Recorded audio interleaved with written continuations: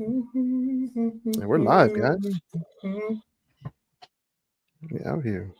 Let me see. I'm looking for your stuff. There we go.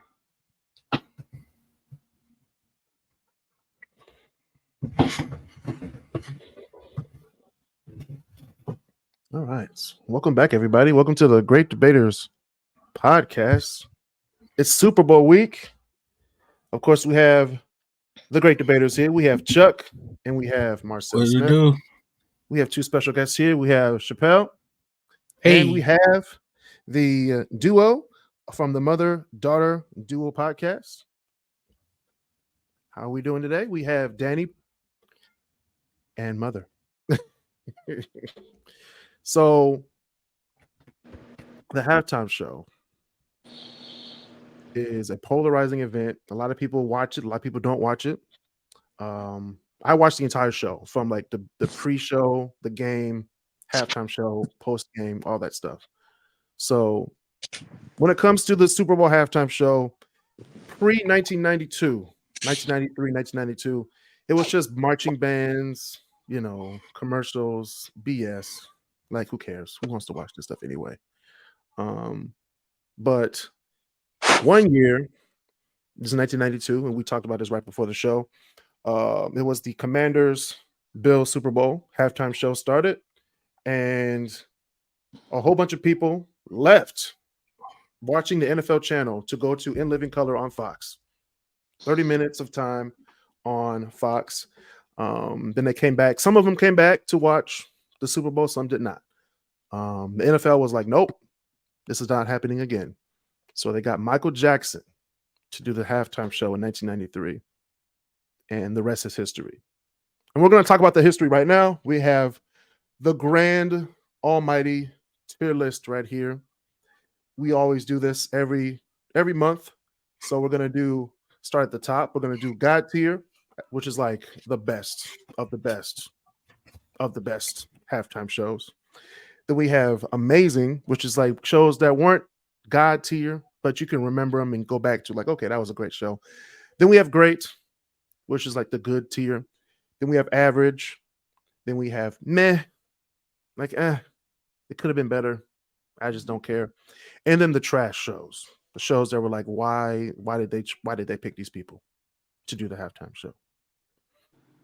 So we'll go through almost each one of them. Some of them everybody knows, some of them people don't know. I'll just go through like the summary of each one since 1993. We're going to do the first one right here. Whichever one is right here is the one we're going to talk about next. So, or right here, because you can't see it. One that's right here is going to go next. So, and this one is, I believe it's Tom Petty and the Heartbreakers. This was, I think it was 09, I think. And these were the years that your dads, well, not our dads, because we're all black in this thing, but your dad's favorite rock groups after the Janet Jackson Tittygate debacle. Okay.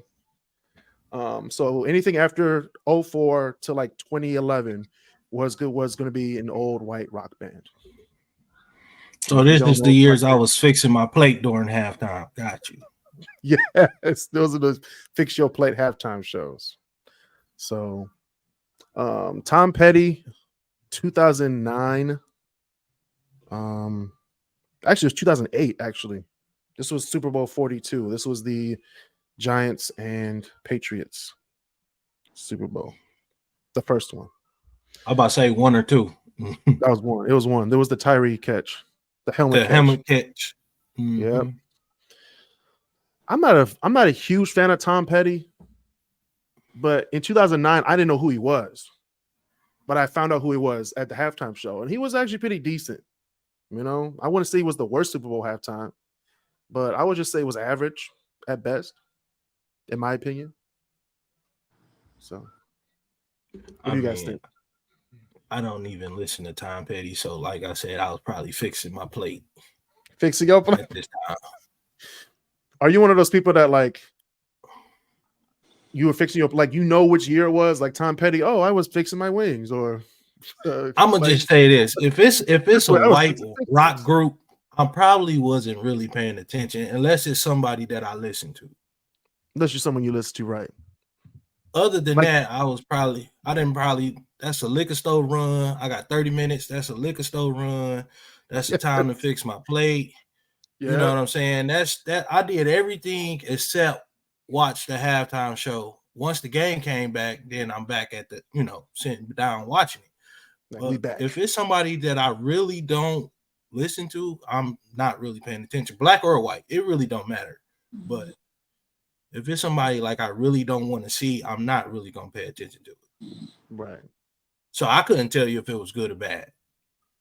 Mm-hmm. Okay. So to me, I'm gonna just say it's trash because I just didn't watch it. You just didn't watch it because it's trash. Okay. And it weighs, okay, so it's weighing. So we got average. And I'll say some of those people. Well, I just had to look him up personally. So he's the dude I see. I said I had to look him up. So Free Falling. That's one of his songs. That one. Now his song is bigger than him in the Black culture. That's true. That was a song that we probably could all vibe with. So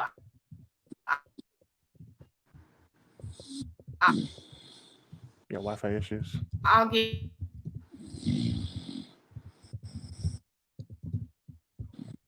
him a Marcel. It's Marcel. Marcel has Tom Petty. He was like, ugh. What did you say, Danny?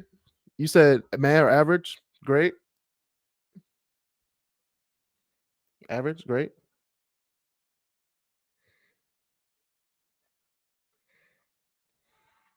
She's paused.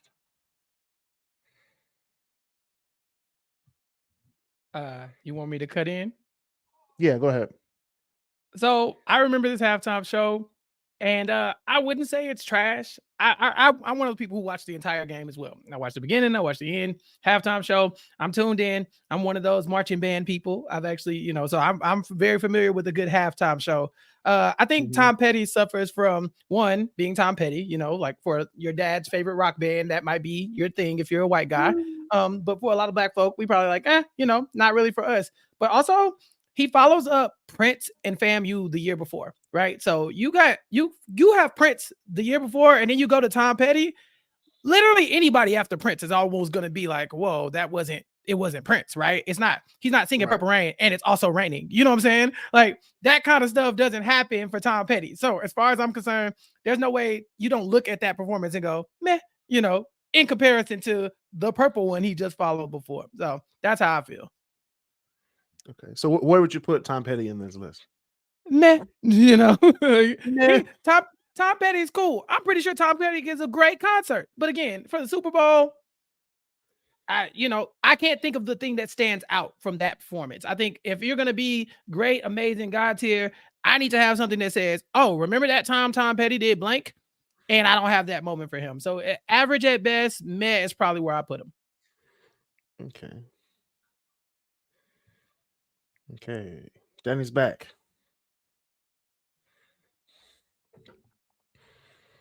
All right. Can you give us your synopsis again about Tom Petty again? Because you kind of cut out. Yeah, I guess just because of the song, having to look him up, I guess he'll be somewhere in the middle, depending on the rest of the lineup so far. But I was just saying that sometimes your reputation precedes you, and his big song is bigger than him, at least when it comes to the black culture. Yeah. So I would put him in meh, just because everybody's saying meh. Like, well, Truck said trash, so But when we talk about rock music, Chuck really, holds back or does like some sarcastic, like, "Oh yeah, I know that artist," but yeah. So yeah, Tom Petty's gonna go in meh because that was the year. It was like, okay, it was a meh Super Bowl too. It was the Giants versus the Patriots. So all right, The Weeknd. This was the COVID Super Bowl.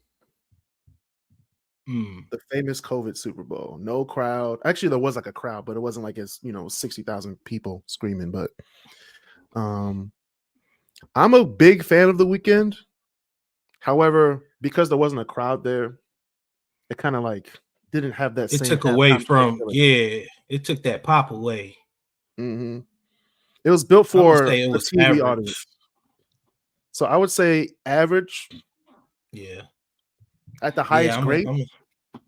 I'm not the biggest Weeknd fan, but I do know like a lot of his live performance that I have seen like on TV and stuff like that, they all been good, but this was just like average just because you didn't have that pop from the crowd or that reaction that you would normally get when it's like a full stadium at a Super Bowl halftime.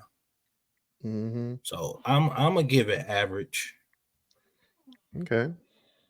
Below average. His catalog sounds the same. Every song. Lackluster. Every song sounds the same? Lackluster. Dang. Okay. See. Oh, wow. And I'm not a huge fan of The Weeknd either, but I thought that this was decent for The Weeknd. I watched the halftime show and I thought, I'm sitting at home. This looked like a pretty good, like if The Weeknd dropped it as a music video, I'd be like, oh, that was pretty dope. You know, he had all the dancers, everybody, like he's running around, the screen, the camera work was crazy.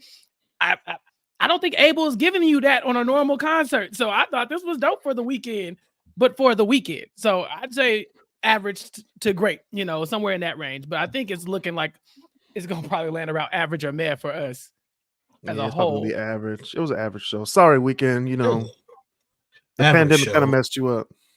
We need some sound effects. Wah, wah, wah. Wah, wah. I mean, what do y'all think y'all getting from The Weeknd though? I mean, the sad boy music really gonna tear down the Super Bowl? No, I really don't expect much. Like I said, I'm not really a big Weeknd fan.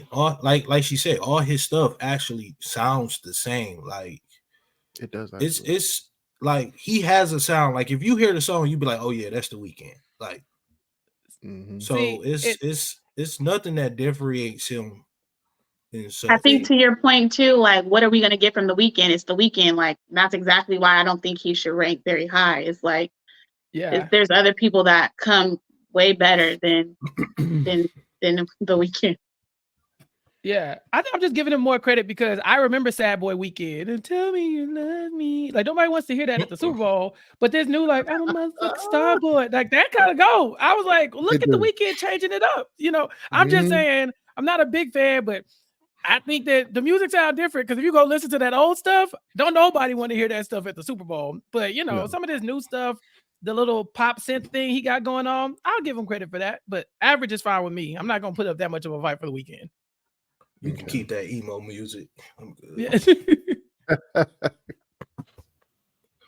All right, guys. This is the 1997 Blues Brothers Bash featuring Dan Aykroyd, John Goodman, and James Belushi, featuring James Brown and ZZ Top. They had to get something to get there. No, I don't know what that. I don't know. Like, let's just put that right there. Slide that right there. Yep. That's wait a minute. You putting James Brown in the trash during my Black History Month? You can't give him that. Hey. Sometimes it got to go where it got to go. James Brown. Okay. Hey. Okay. Maybe, but he was with the Blues Brothers and ZZ Top. Put that back down the trash. Look. I won't be a part of that. Sometimes you're guilty by association. I'll be outvoted, but I ain't never said James Brown was trash a day in my life, and I ain't gonna say. I'm not saying. But ahead, it wasn't his halftime show. It wasn't just a James Put it up Brown there like halftime. he said. Put it up there like he said. Now y'all wrong. Blues Brothers was big back then in 1997. So y'all baby just don't know that. That's the senior of the group. Y'all baby, you just don't know. That's all. But put him up to top. Put him where? Say it again. Oh, she muted. The middle is fine. She said she don't know how this game goes. But you ain't gonna do James like that. I'm with the young man, not Black History Month 1, 2, and 97. Blues Brothers was big back then. At the Super Bowl doing their thing. I'm trying to give y'all a look. I'm 62. Okay. I do know what I'm talking about. Okay. All right. I'm sorry. Yes. If Mama say put it up there, we gonna put it up there. I'm not even about to argue. She won. Put it up there. He can hover in the middle. Is that what you're saying? Yeah, hover in the middle because I don't know what else you're gonna bring out of the vault. Okay. Coming out the Disney vault. All right. I just got convicted on the show. All right. We're gonna move on. Boy, we just got read our rights, Chris. Do you hear we did. First time ever. Okay. Usually I'm like, no, it's whatever it's go. I'm like, oh, okay. Not during my Black History Month. Not on my watch. Not on her watch. All right. Sometimes you're just guilty by association. That's all I'm saying. True. All right. I'm gonna say this about this halftime show. I didn't know a damn thing about Bruce Springsteen. Oh, I knew exactly who he was after this show. This is one of the best halftime shows I've ever seen in my life. All right. This guy was full of energy. I was like, this old dude. And of course, my mom and my grandma, my whole family was jamming to the songs. I'm like, who is Bruce Springsteen? But that show was like, those 3 songs that he did, I was like, okay, this guy is legit. So I think Bruce Springsteen belongs either great or amazing. Not God tier. It's not God tier. But great or amazing, in my opinion. I have no comment for this. Yeah. What year was this? This was 2009. Is the year. This is directly after Tom Petty, I believe. Yes. Okay. So you was probably still getting wings.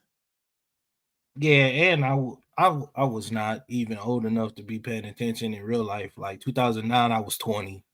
So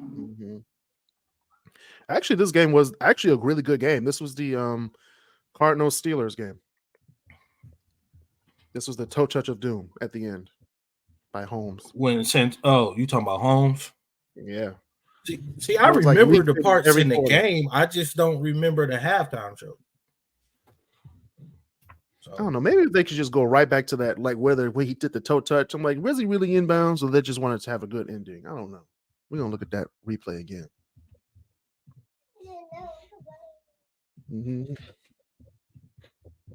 But it's Bruce Springsteen, so I'm not gonna put him in amazing. I'm not, because I think that if you have people list their most memorable Super Bowls, I don't think this is gonna be one of them, because it was Bruce Springsteen doing what he does. But I don't think it was bad by any means. I mean, I remember it. I definitely think that, like, it's Bruce Springsteen. He does rock and roll, and he got up there and he did rock and roll, and he had the fireworks and he had the crowd going. It was like the environment, and it's a big departure from Tom Petty, which is kind of a like sleepier version of what the Bruce Springsteen was given, right? So I'd be willing to go with great. It's probably more memorable than The Weeknd for me. The Weeknd is actually more recent, and I remember this more fondly. So I'd go great too. Probably not amazing though. Understandable, except for you're saying that nobody remembers this one, but it's okay. I like it. There's probably nothing memorable about this one in specifically. I think some of these have moments, and I couldn't tell you what the moment is. Now you could tell me what the moment is, but I definitely couldn't tell you. Okay. Yeah, I think my mother and I agree that Bruce should go somewhere up at the top, especially over the ones we've already mentioned. He brought the energy. He has the classic song "Born in the USA," like football and USA go synonymous. So I think that the fireworks and the energy in the songs, classics, I think he deserves to be somewhere at the top. What's your opinion? I spoke for you, but now what's your opinion? Yeah. Okay. So. He, especially because of the song, if nothing else, the song, because I know we all know the song, "Born in the USA." Mm-hmm. Born in the USA. He started off with 10th Avenue Freeze Out, which if you haven't heard 10th Avenue Freeze Out in a live setting, listen to it on YouTube. It's probably one of the most powerful things you can see on film. And it came from Bruce Springsteen and the E Street Band. Everybody said either great or amazing. Actually, I said great or amazing. So I think the average around here is great. And everybody's, so I'll just put it in great. It's a great halftime show. All right. Now, a little history on the next one we're about to talk about. This is the only country headliner for the Super Bowl. As crazy as it sounds, this is the only country headliner. Shania Twain is the only artist in the country genre to headline a Super Bowl. That's crazy. You would think Garth Brooks would have did one. Right. I had to look this up. I was like, no, it's not. I was like, wait a minute. She is. That's crazy. That is nuts. But she's more like country pop, though, right? Like, yeah. But I think that's even crazier. That like it's damn near a pop star, and as many country folk watch football, you would think you'd be catering to those people. That Shania Twain's the best they got. That's crazy. That's wild. She has some hits. Hell, the theme song for the NFL is fucking Carrie Underwood. You know what I'm saying? Like, bro, they love country music. Why would you only? That's crazy. I mean, you just blew my mind with that one. And she still hasn't done a halftime show. That's crazy. Yeah, she ain't gonna do it. But she ain't gonna do one as long as Jay-Z and them is over it. Rock Nation is over it. Yeah, right. That's a wrap for her. They put Cassie up before they put Carrie Underwood. Cassie's old. She's owed some things, so maybe she would get a. That is true. That is true. Yeah. So it wasn't just Shania Twain. So Shania Twain was announced from the NFL, and then No Doubt, which is a well-known rock group, alternative punk group, with Gwen Stefani as the headliner, as the lead singer. So you had Shania Twain, No Doubt. And then out of the blue, special guest Sting from the Police come out of nowhere to sing Messages in a Bottle. So, in my opinion, this is probably either great or average. In my opinion, it wasn't meh because it was Shania Twain, and you had No Doubt, and then you had Sting. So, in my opinion, it's either average or great. Yeah, I'm always gonna go up for Sting. That's like a cheat code. You throw Sting in there, I'm like, okay, what was he talking about? So I'm willing to go with that as well. Like Shania Twain and what is his 08? What year is this? It's gotta be before that, right? This is 03.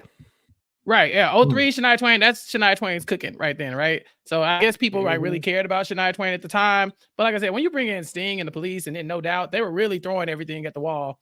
And so I'm good with going with great unless anybody has any huge objections. This 03, I was not paying attention for real. I think y'all muted, Mama. Yeah, Mom's mute. Mama, you muted.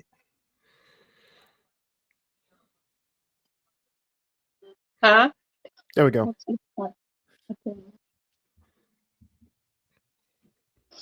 I don't have one for Shania Twain and Sting and Gwen Stefani. So, Chuck, you're on a good side again, Chuck. That's what I'm talking about. All right, so we'll just put it in great at the time. We'll see how we feel afterwards. All right, guys, this is the first one. This is Michael Jackson. Do we really have to say anything about Michael Jackson? Just put it up there. This man stood there for 3 minutes. People going nuts. Then he turned his head, and then the crowd went louder. I was like, come on, guys. Do we really have to say anything about Michael Jackson?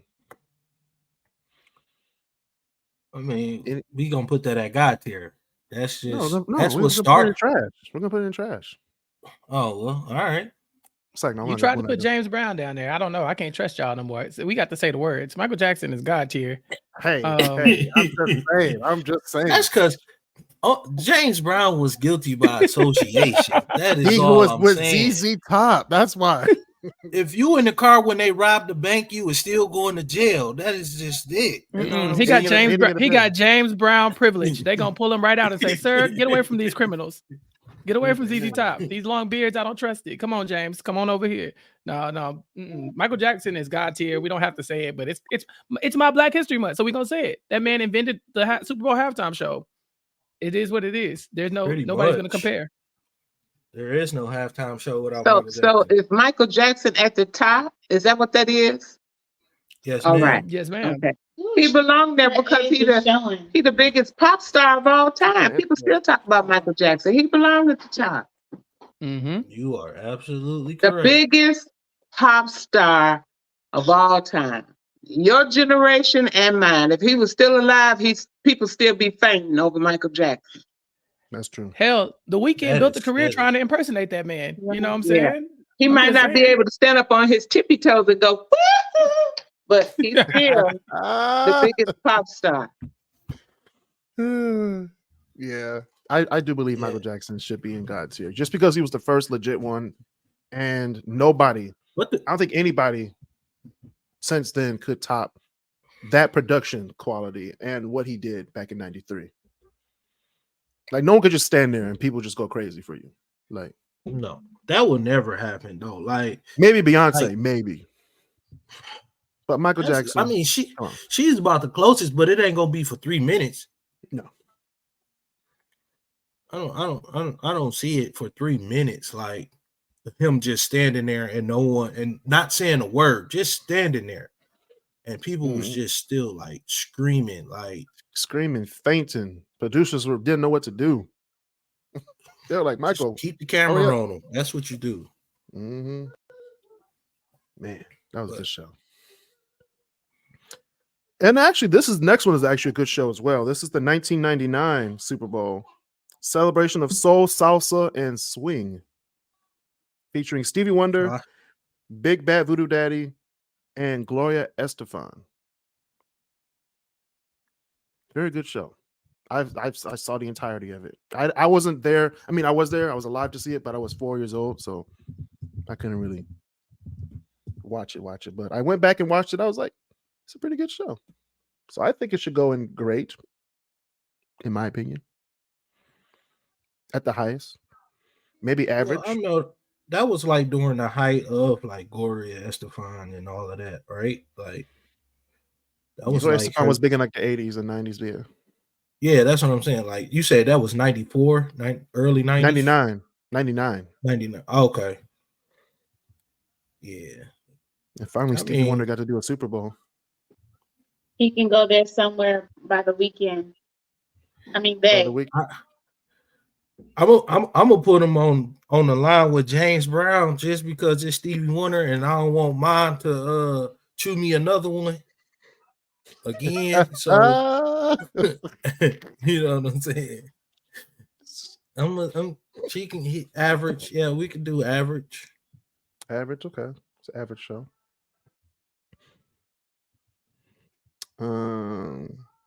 Lady Gaga. This was 2017. I think that was a really good show. I'm a Lady Gaga fan, and the songs that she picked for that Super Bowl halftime show was excellent, in my opinion.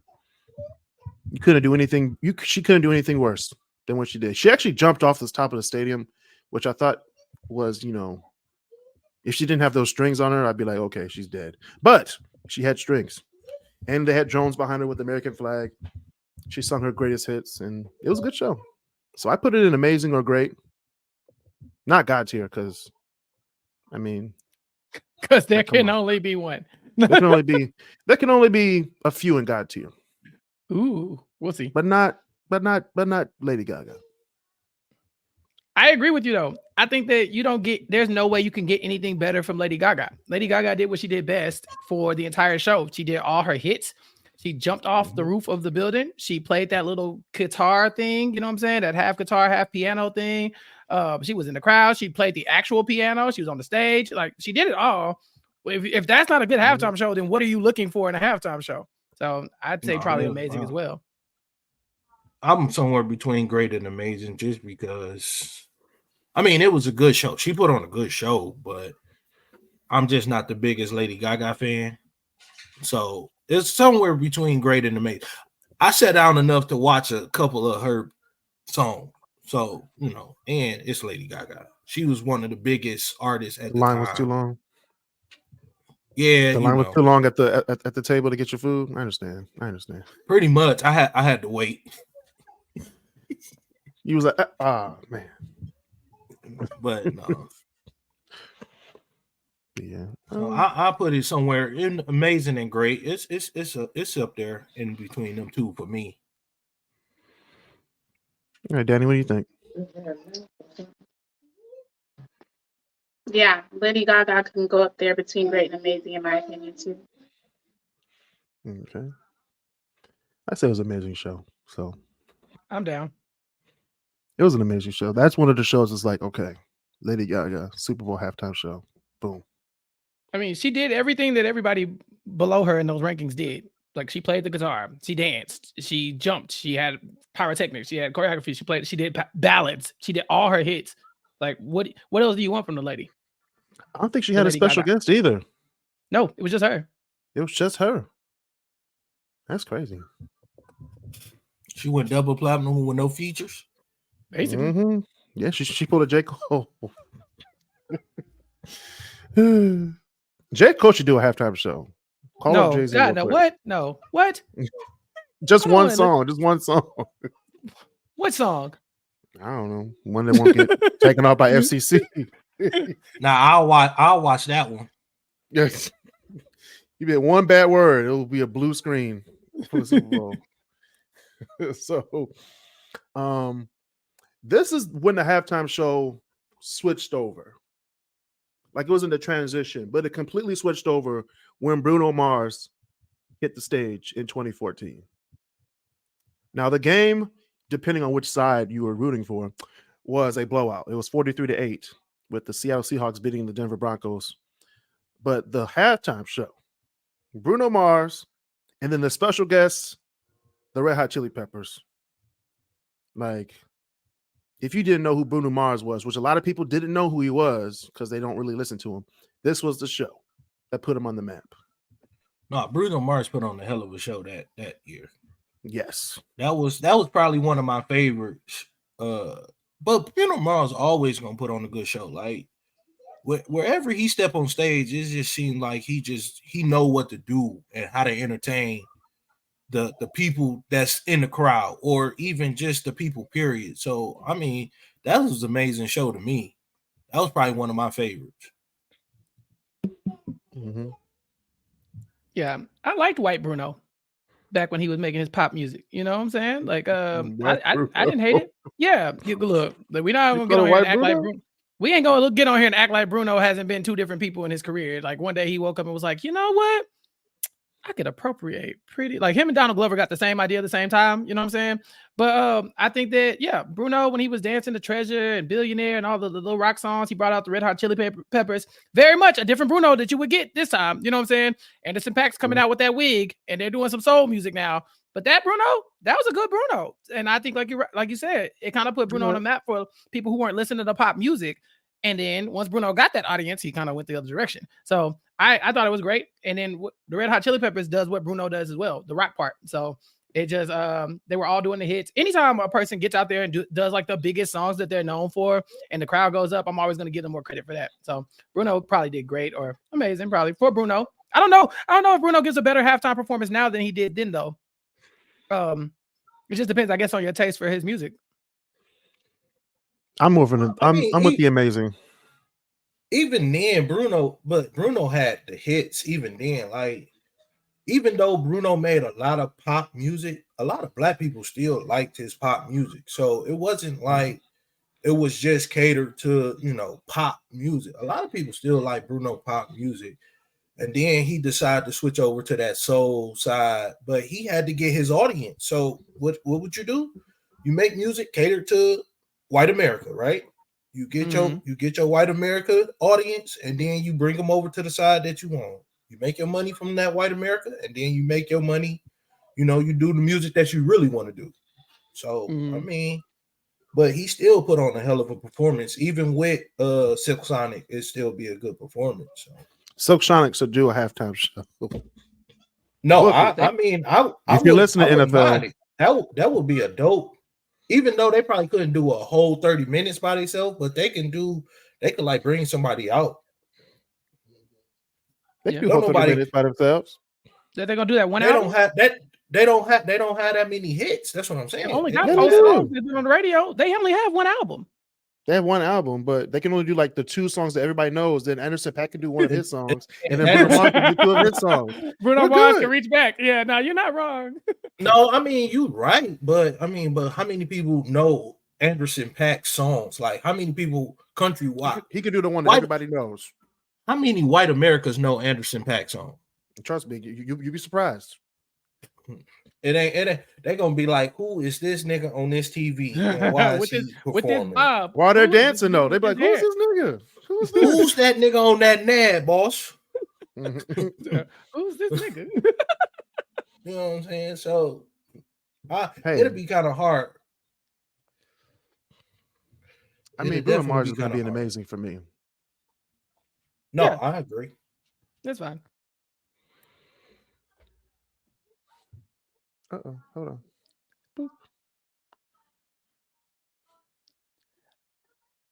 There we go.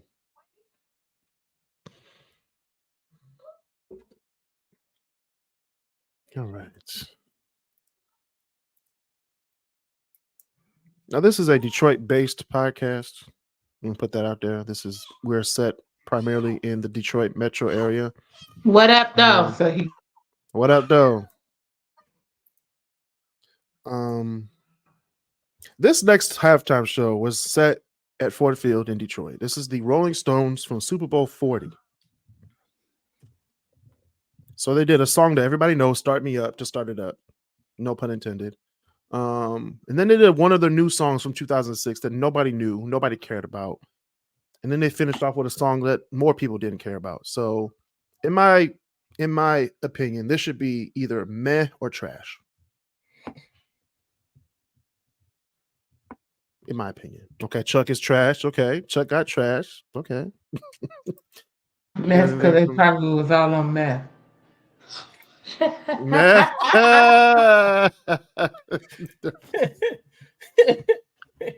They probably were. All right. Trash.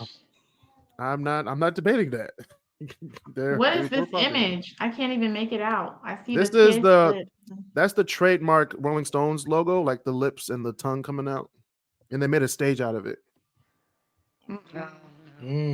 That looks like some nappy head kid. No, that just I'm a nappy head. I got it, so I can say that. But I don't like the look. Yeah, man. No, but trash. Yeah. Yeah, Rolling Stones. I mean, they're a great rock group, but not for the Super Bowl halftime show. Like 40 years after their prime. Like this is not the time and place. Yeah, no. I'm pretty sure a lot of people watching it was like, all right, I'm gonna go make my plate. And the game was trash too. Like refs were making mistakes. Seattle should have won that game, but it's okay. You thought they was gonna let Jerome Bettis lose his last game at home? What are you talking about? They would have if they would have went by the rules. The script was written perfectly. It sure was. The bus is, just coming in like, man, bump that. And bump this Super Bowl. The Rolling Stones are in trash. Also from Detroit, we have Diana Ross. I think this was let me see, 1996, 30 years of Motown. Or 40 years by that time. But so they're celebrating. A lot of Motown acts came out. I think NSYNC came out. I don't know who this was, but she had a helicopter and all that stuff. She was being taken away in it. It was a whole lot of stuff going on. So 1996, Diana Ross, she did some of her best hits, but I think it should go on average. Just because. Like she gets kudos because she's from Detroit, but that halftime show was like cringeworthy. I mean, as soon as you said average, Mom popped her head up like she has some. I saw it too. That's why I looked down. I was like, yeah. So I'm not going waiting to see what I was gonna say. I'm gonna go ahead and you can have the floor. I'm not gonna say nothing at all. I'm not gonna say anything else either. Well, we're talking about the great Diana Ross. Do you think men were at the game like men? No, but I think white America was more celebrating Diana Ross than maybe us. I'm not saying that we don't, but I'm saying she's a big crossover, Diana Ross. Big crossover. So she caters to African Americans and the whites. So they all grew up with her, knowing her songs when she was with the Supremes. I mean, Diana Ross is an icon. I wouldn't say it's trash. I wouldn't say that she was MEH. I might say she was. I might say meth. Oh, meth. I thought it was meth. No, that's why I say it was probably all on meth. I would say Diana Ross probably get if you're talking about us giving it a putting it somewhere, we probably would say like average because but if we're basing it on what we think everyone that was watching that show and the halftime show, I think they would probably say it was great. I ain't gonna say it was amazing. I kind of want to say God tier, but I ain't putting nobody. The only reason I say that is because I know white America. Listen, first of all, I ain't putting nobody up there in the God tier. Nobody goes up there, but I see Michael's up there. Preach, preacher. That's true. That's technically, Diana Ross is on God tier level. Yeah. What? But what's the halftime show? I know y'all don't think that, but yeah, she still. I mean, she is a God tier level artist, but for the halftime show, no. Okay, we're talking about for a halftime show, but listen, we are talking about. I know we are talking about halftime show. I get that, but I'm trying to tell you, football is America's game. White folks enjoy Diana Ross, but I get what you're saying. I love Diana. They're like, but she's gonna be average, and then that's giving her more credit than she deserves. According to the facial expressions right now. I have nothing to listen. They're only showing you respect, but hey, come on. I'm gonna mute myself.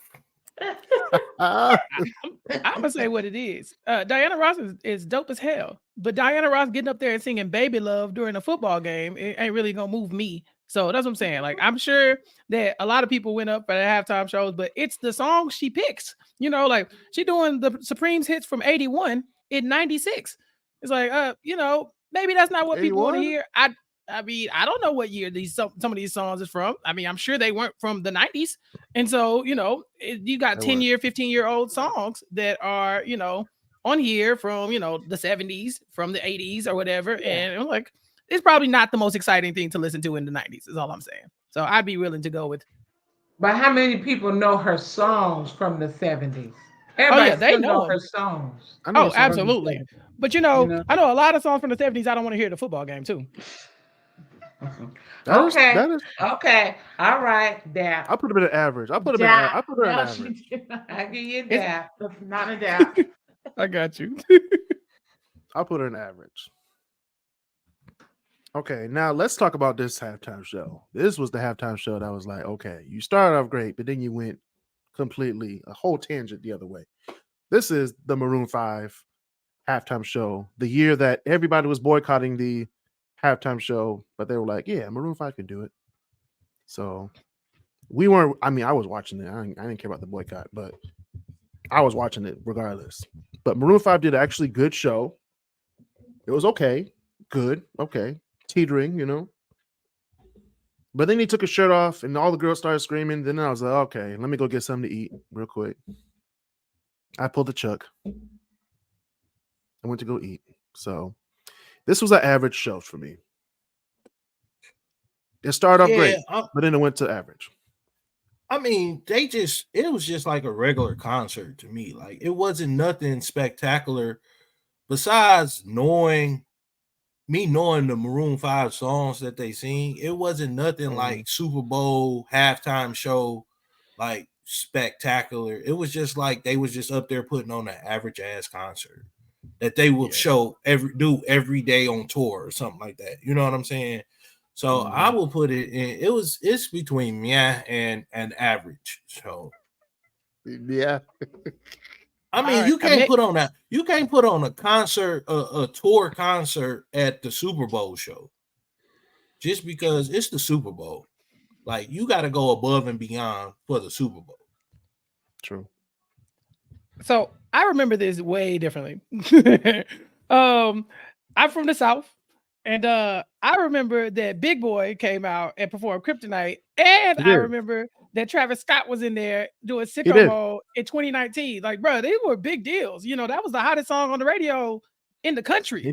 Travis Scott comes out while you got Maroon 5, which is one of the biggest bands at the time. Adam Levine, one of the biggest faces with #1 hits at the time too. Again, you bring out Big Boy to kind of appeal to the Atlanta audience as well. I mean, we haven't seen Big Boy, we haven't seen Outkast perform that much even in recent years anyway. So for me to be like, meh, to a Big Boy coming out and do a Kryptonite, I just can't sign off on that. So if he's gonna be average, it needs to be at the top of that average, or for me at the bottom of that great. You can't. I'm sorry. Great. You can't. It can't be great unless if you can pull Andre 3000 out of the hole that he be in, then that will just take it over the top. But Big Boy be everywhere. Look, I'm not putting a Travis Scott Maroon 5 concert in 2019 underneath Gloria Estefan. I'm not a Travis Scott fan, so it really don't matter. Yeah, look, I'm not a huge fan of him either, but I know the song was gigantic. You know what I'm saying? Yeah, Sicko Mode was probably the hottest song that year, but it just is. Again, I didn't want to hear the shit. Maybe if we're tier listing these against each other, look at what it's next to. It's like, if you're putting it between average and meh, but no disrespect to Diana Ross, we doing the Supreme's greatest hits in '96. I'm sorry, I can't put it down there. I agree. Let's put it in great. Because I did forget about the Travis Scott, and before that they did a SpongeBob, like they're about to sing "Sweet Victory," but then they cut it. They cut it. That's why I'm putting it in average. Then Big Boy came out.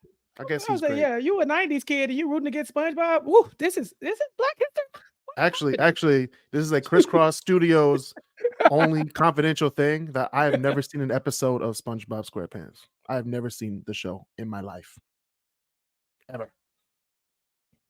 I didn't grow up with cable, and by the time I was old enough to watch it, I was like, okay. Yeah, SpongeBob. You missed the boat on that one. Look, I did.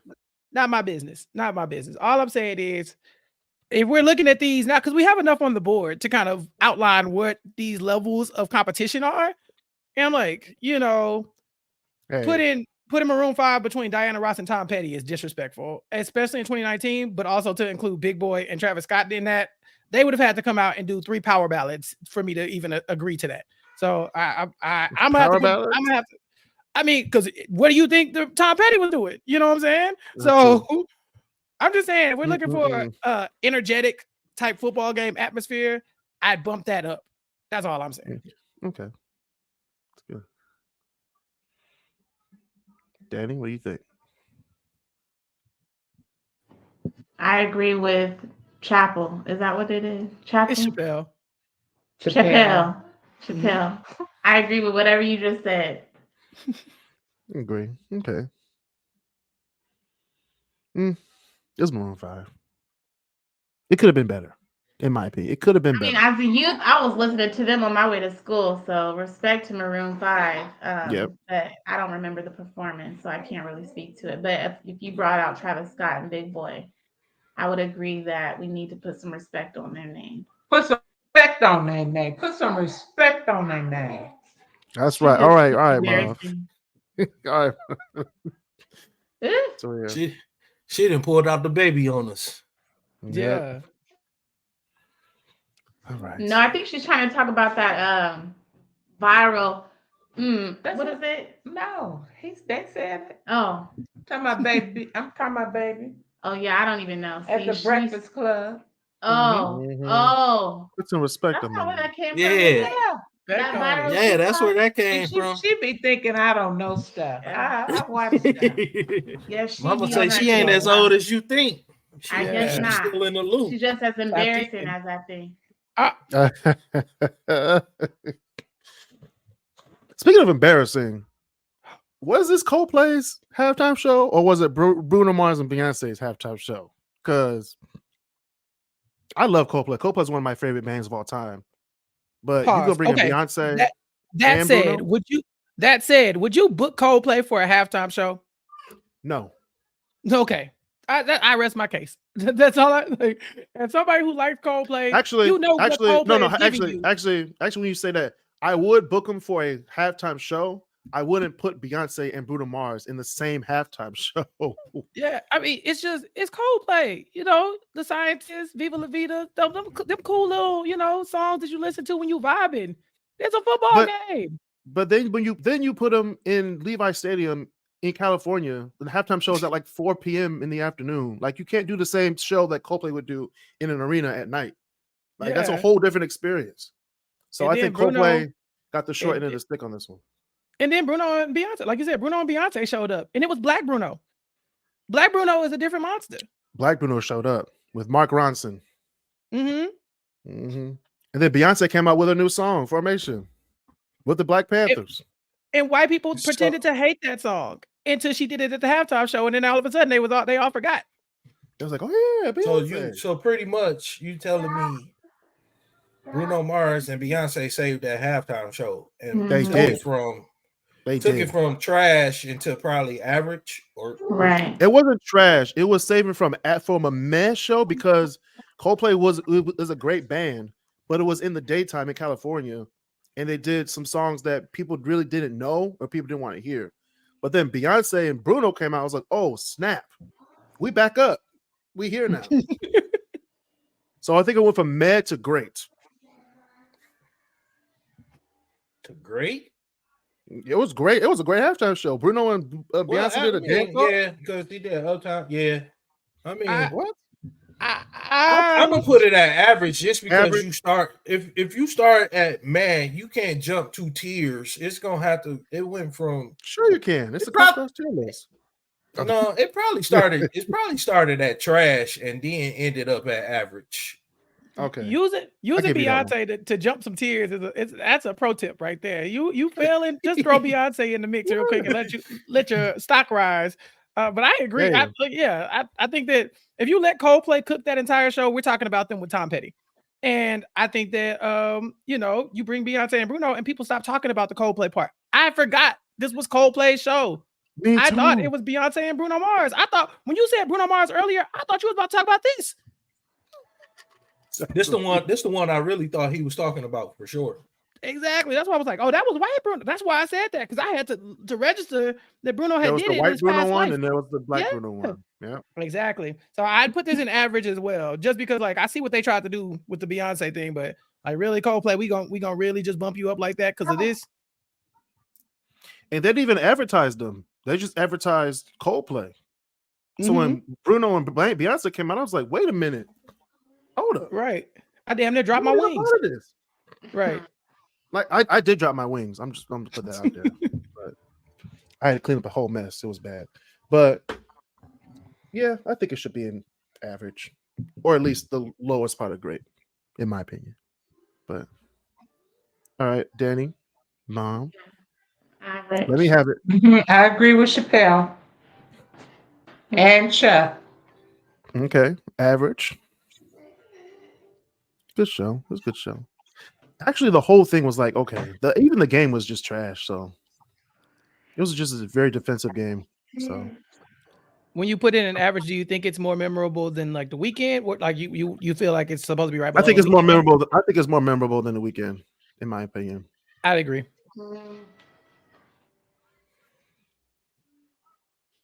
And again, just because everybody remember Bruno and Beyonce being there, but like you say, I forgot that it was actually Coldplay halftime show.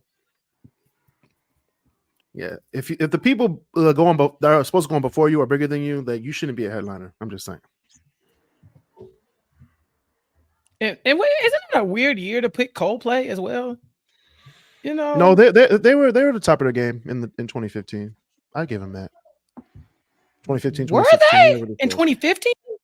Oh yeah, they dropped that. They dropped that album. Miles Alito just came out a few years ago, and then the Adventures of a Lifetime album just came out that year too. So they were pretty. They were at the top. Yeah, I think by that time I was off the Coldplay train. That's why I had to ask. Yeah, they went pop on us. Us. They weren't like alternative rock anymore. They were just like, okay, we're gonna appeal because Maroon 5 is appealing to everybody. So they went the Maroon 5 version way. So, what is this? Oh, this is Black Eyed Peas. Oh, can I do this one? Go ahead. So I was in this Super Bowl. This is why this is why your Facebook post caught my attention, because I was in the Super Bowl halftime performance. It was the Black Eyed Peas, it was Slash and Usher, and the Prairie View A&M Marching Storm, which I was in. And so I played the drums in this halftime show performance, and it was cool. It was in Dallas, Texas. I think the Steelers lose that Super Bowl to the Packers, maybe. Yep. I think Lil Wayne had just dropped Green and Yellow, which is weird. But yeah, it was a time. And so I remember this vividly. It was a great time. And I literally just clicked like and commented so I could come tell everybody I was in the Super Bowl. So you were on. What was it on the ground level? Sorry. What'd you say? Ahead. What was it? I couldn't hear you, muted. What was it like on the grounds level, just being in with the energy? So, spoiler alert, this is my second Super Bowl performance. I'll get to the first one when we get there. But the first time, like, it was cool because this was Jerry's World, I believe, the first year the Cowboys opened it up. And so they had sold out all them tickets, and there wasn't enough space for everybody. Jerry had did the things that Jerry Jones does for money.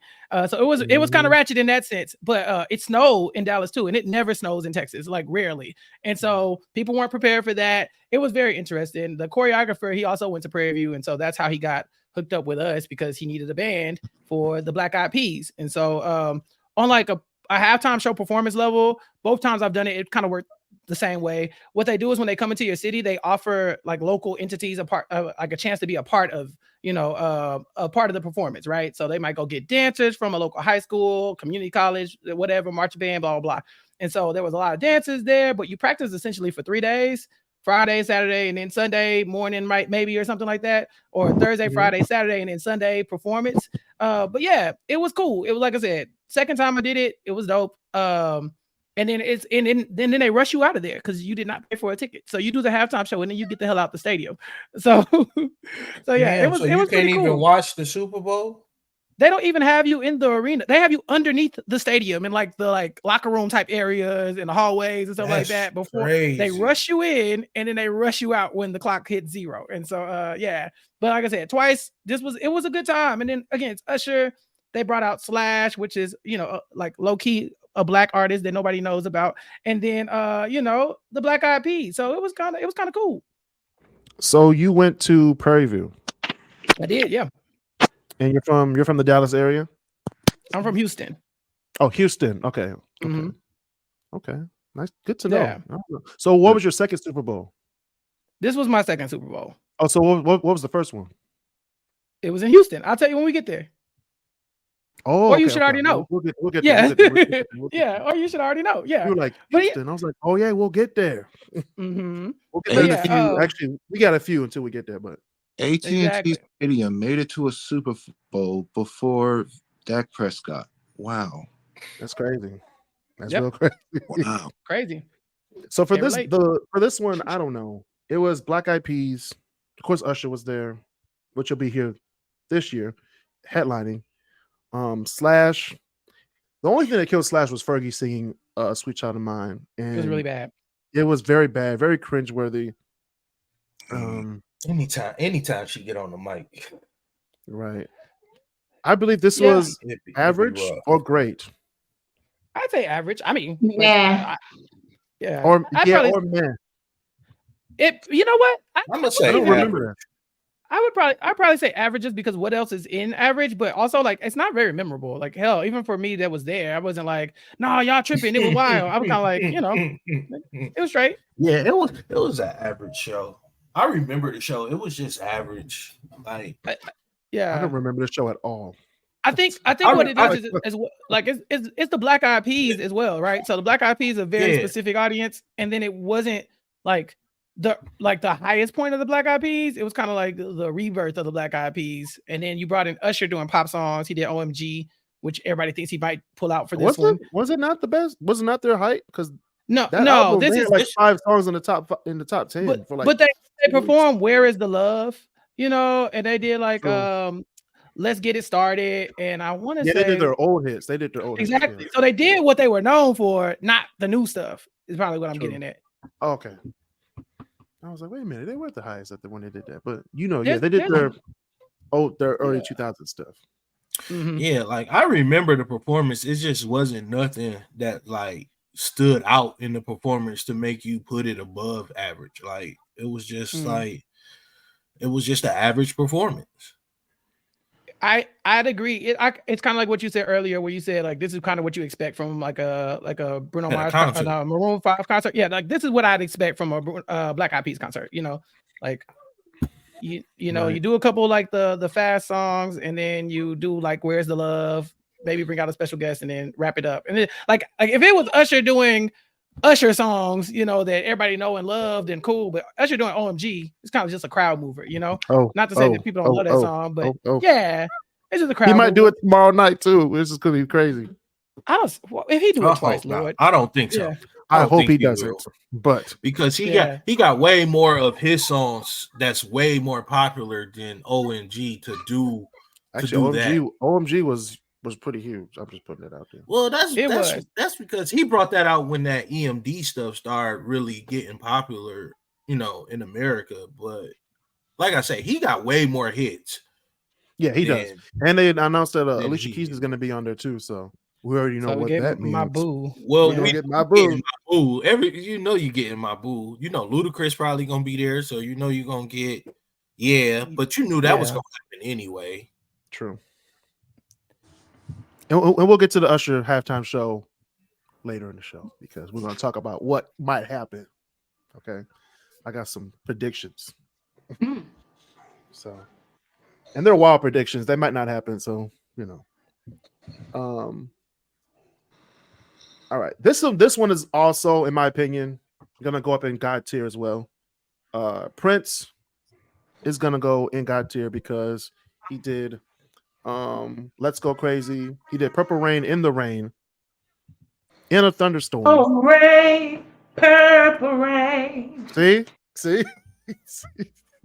So in my opinion, Prince is going in God tier. And I'm gonna say above Michael Jackson. Boy, no. You got fighting words. No, now you pushing it, B. Yeah, you tried it. That one, roll it back, run it back. Come on, I'm not come back pushing home. nothing. Nothing. I'm home. Nah, I'm just being real. Like the production quality for Michael Jackson was great, but if Prince didn't have the rain and the thunderstorm during Purple Rain, you don't need an executive producer to do that. That's just God saying, here's the stage. God tried to save Prince because he knew people was going to compare him to Michael Jackson for the rest of his life, and they will, and they always put him right there below Michael Jackson. So God even threw the rain at Prince, and we still talk about Michael as a bigger Super Bowl performance than this. Stop playing with me. So look, this is my thing on it. As someone who's not into, I respect both, but when I think about Prince, I'm thinking about this, right? With the lighters up. When I'm thinking about Michael Jackson, I'm thinking about everybody in the crowd, like, you know, doing dancing, all the moving, jumping. So I would say Michael Jackson should be before Prince. True. I agree. Chris is like, I hear you. Go ahead and switch that back, big dog. There we go. Yeah. All right. Now all is right with the world. Woo, yeah, I started to sweat over here. I said, what's going on? That's what we do over here. Another earthquake because of that. Yeah. That's what we do on the Great Debaters. We do some, you know, controversial things. Like put James when Brown. He say we, it's mostly be him. Nuh-uh. James Brown's gonna be a God tier too, just for that. It's like no. But yeah, Prince was a really good show. This next one is a very important Super Bowl. It's the Super Bowl right after 9/11 in 2002. This was the U2 halftime show. I'm a huge U2 fan, so automatically I'm going to think that they're between God tier and great. But realistically, when I saw the Super Bowl for the first time, because this was my first actual Super Bowl halftime show watching, I would just say it was great for the time because then America needed an uplifting, and they sung all their good songs that uplift people, and then they had the names of all the people that passed away in both attacks and the hijacked plane that the people took over. So, and the people that responded to all three attacks. So that was actually pretty nice for U2 and the NFL to do, and U2 deserves to be above average just because of that. Someone not God tier. So you giving it great because of I'm the giving sentimental it great value of it. Sentimental value, the songs that they did, And I don't care. I didn't watch it, so go ahead. I hate you, Chuck. I hate you so much. I think there's a lot of sentimental value that goes in. I think everything you said is true. I think that, you start showing, the people who died in 9/11. I think, how football is, connected with all like the historical events, like the patriotism of all that moment. It's why people get so salty when you kneel and stuff like that. You know what I'm saying? Like, it's because all that stuff, they tied that together. They made it all football, and all of that was involved in that year. Yeah. So I'll give them. I will never forgive YouTube for putting that album on my iPhone without my consent. I will never forgive them. And I think it was great at best, because I think that if you have all of that tied into your Super Bowl, people should be talking about it more. And I think that if you hadn't reminded me that was a 9/11 Super Bowl, I would definitely not be talking about U2 in the great category for any Super Bowl halftime performance. Just because they put the album on your phone? That is one of the reasons. One of many. And we just talked about that on the Crisscross Corner podcast, because we did the top songs of 2014, in my opinion. And I talked about when U2 put that album on people's phones. Man, people was mad. Because that wasn't even the album I would have wanted. What's that? Yeah. Exactly. Like, of the U2 albums, that's the one you gave me? Okay. Right. So like I said, I'd go with great just because of how heavy that was for, America, I guess. Been great. Heavy on the I guess. Heavy on the I guess. Okay. What you Let's see, he put it up there with the great. Yes, that's what they said, because of the sentimental value. Okay. She's disappointed. Oh, you wasn't feeling it. They put it up there with the greats. Right. Hey man, U2's one of the greats.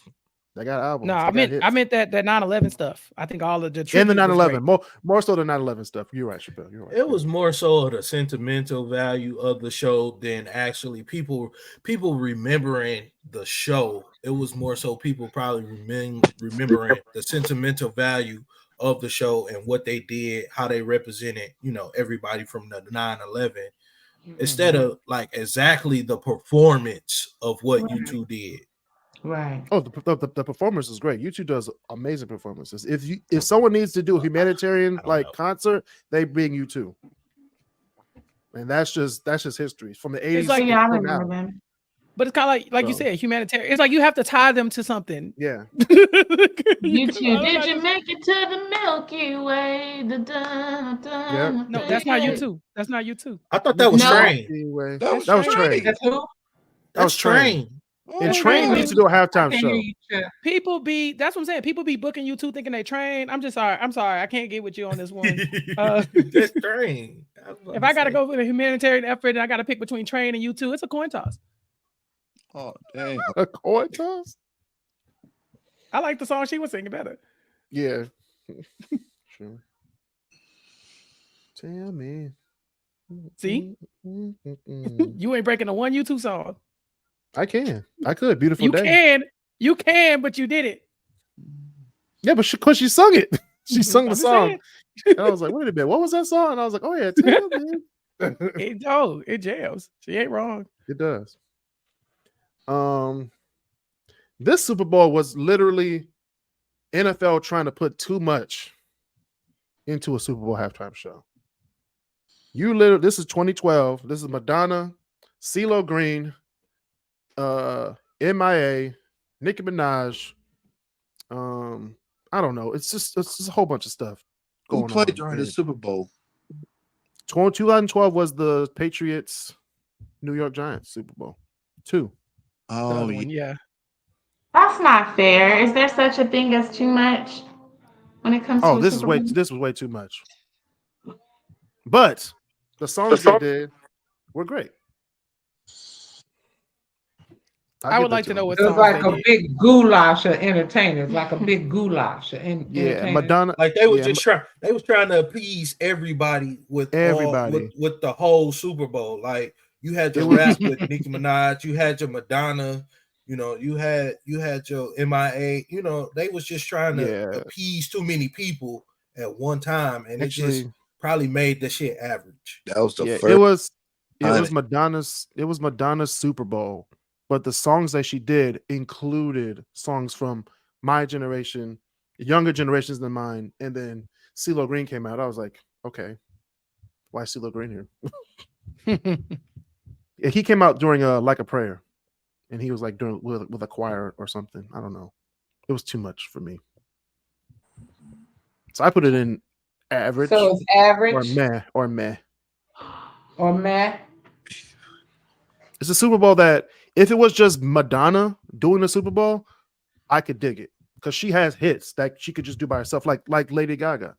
But she brought in everybody. And I was like, okay. So did Nikki not save it? She didn't save it. She didn't save it.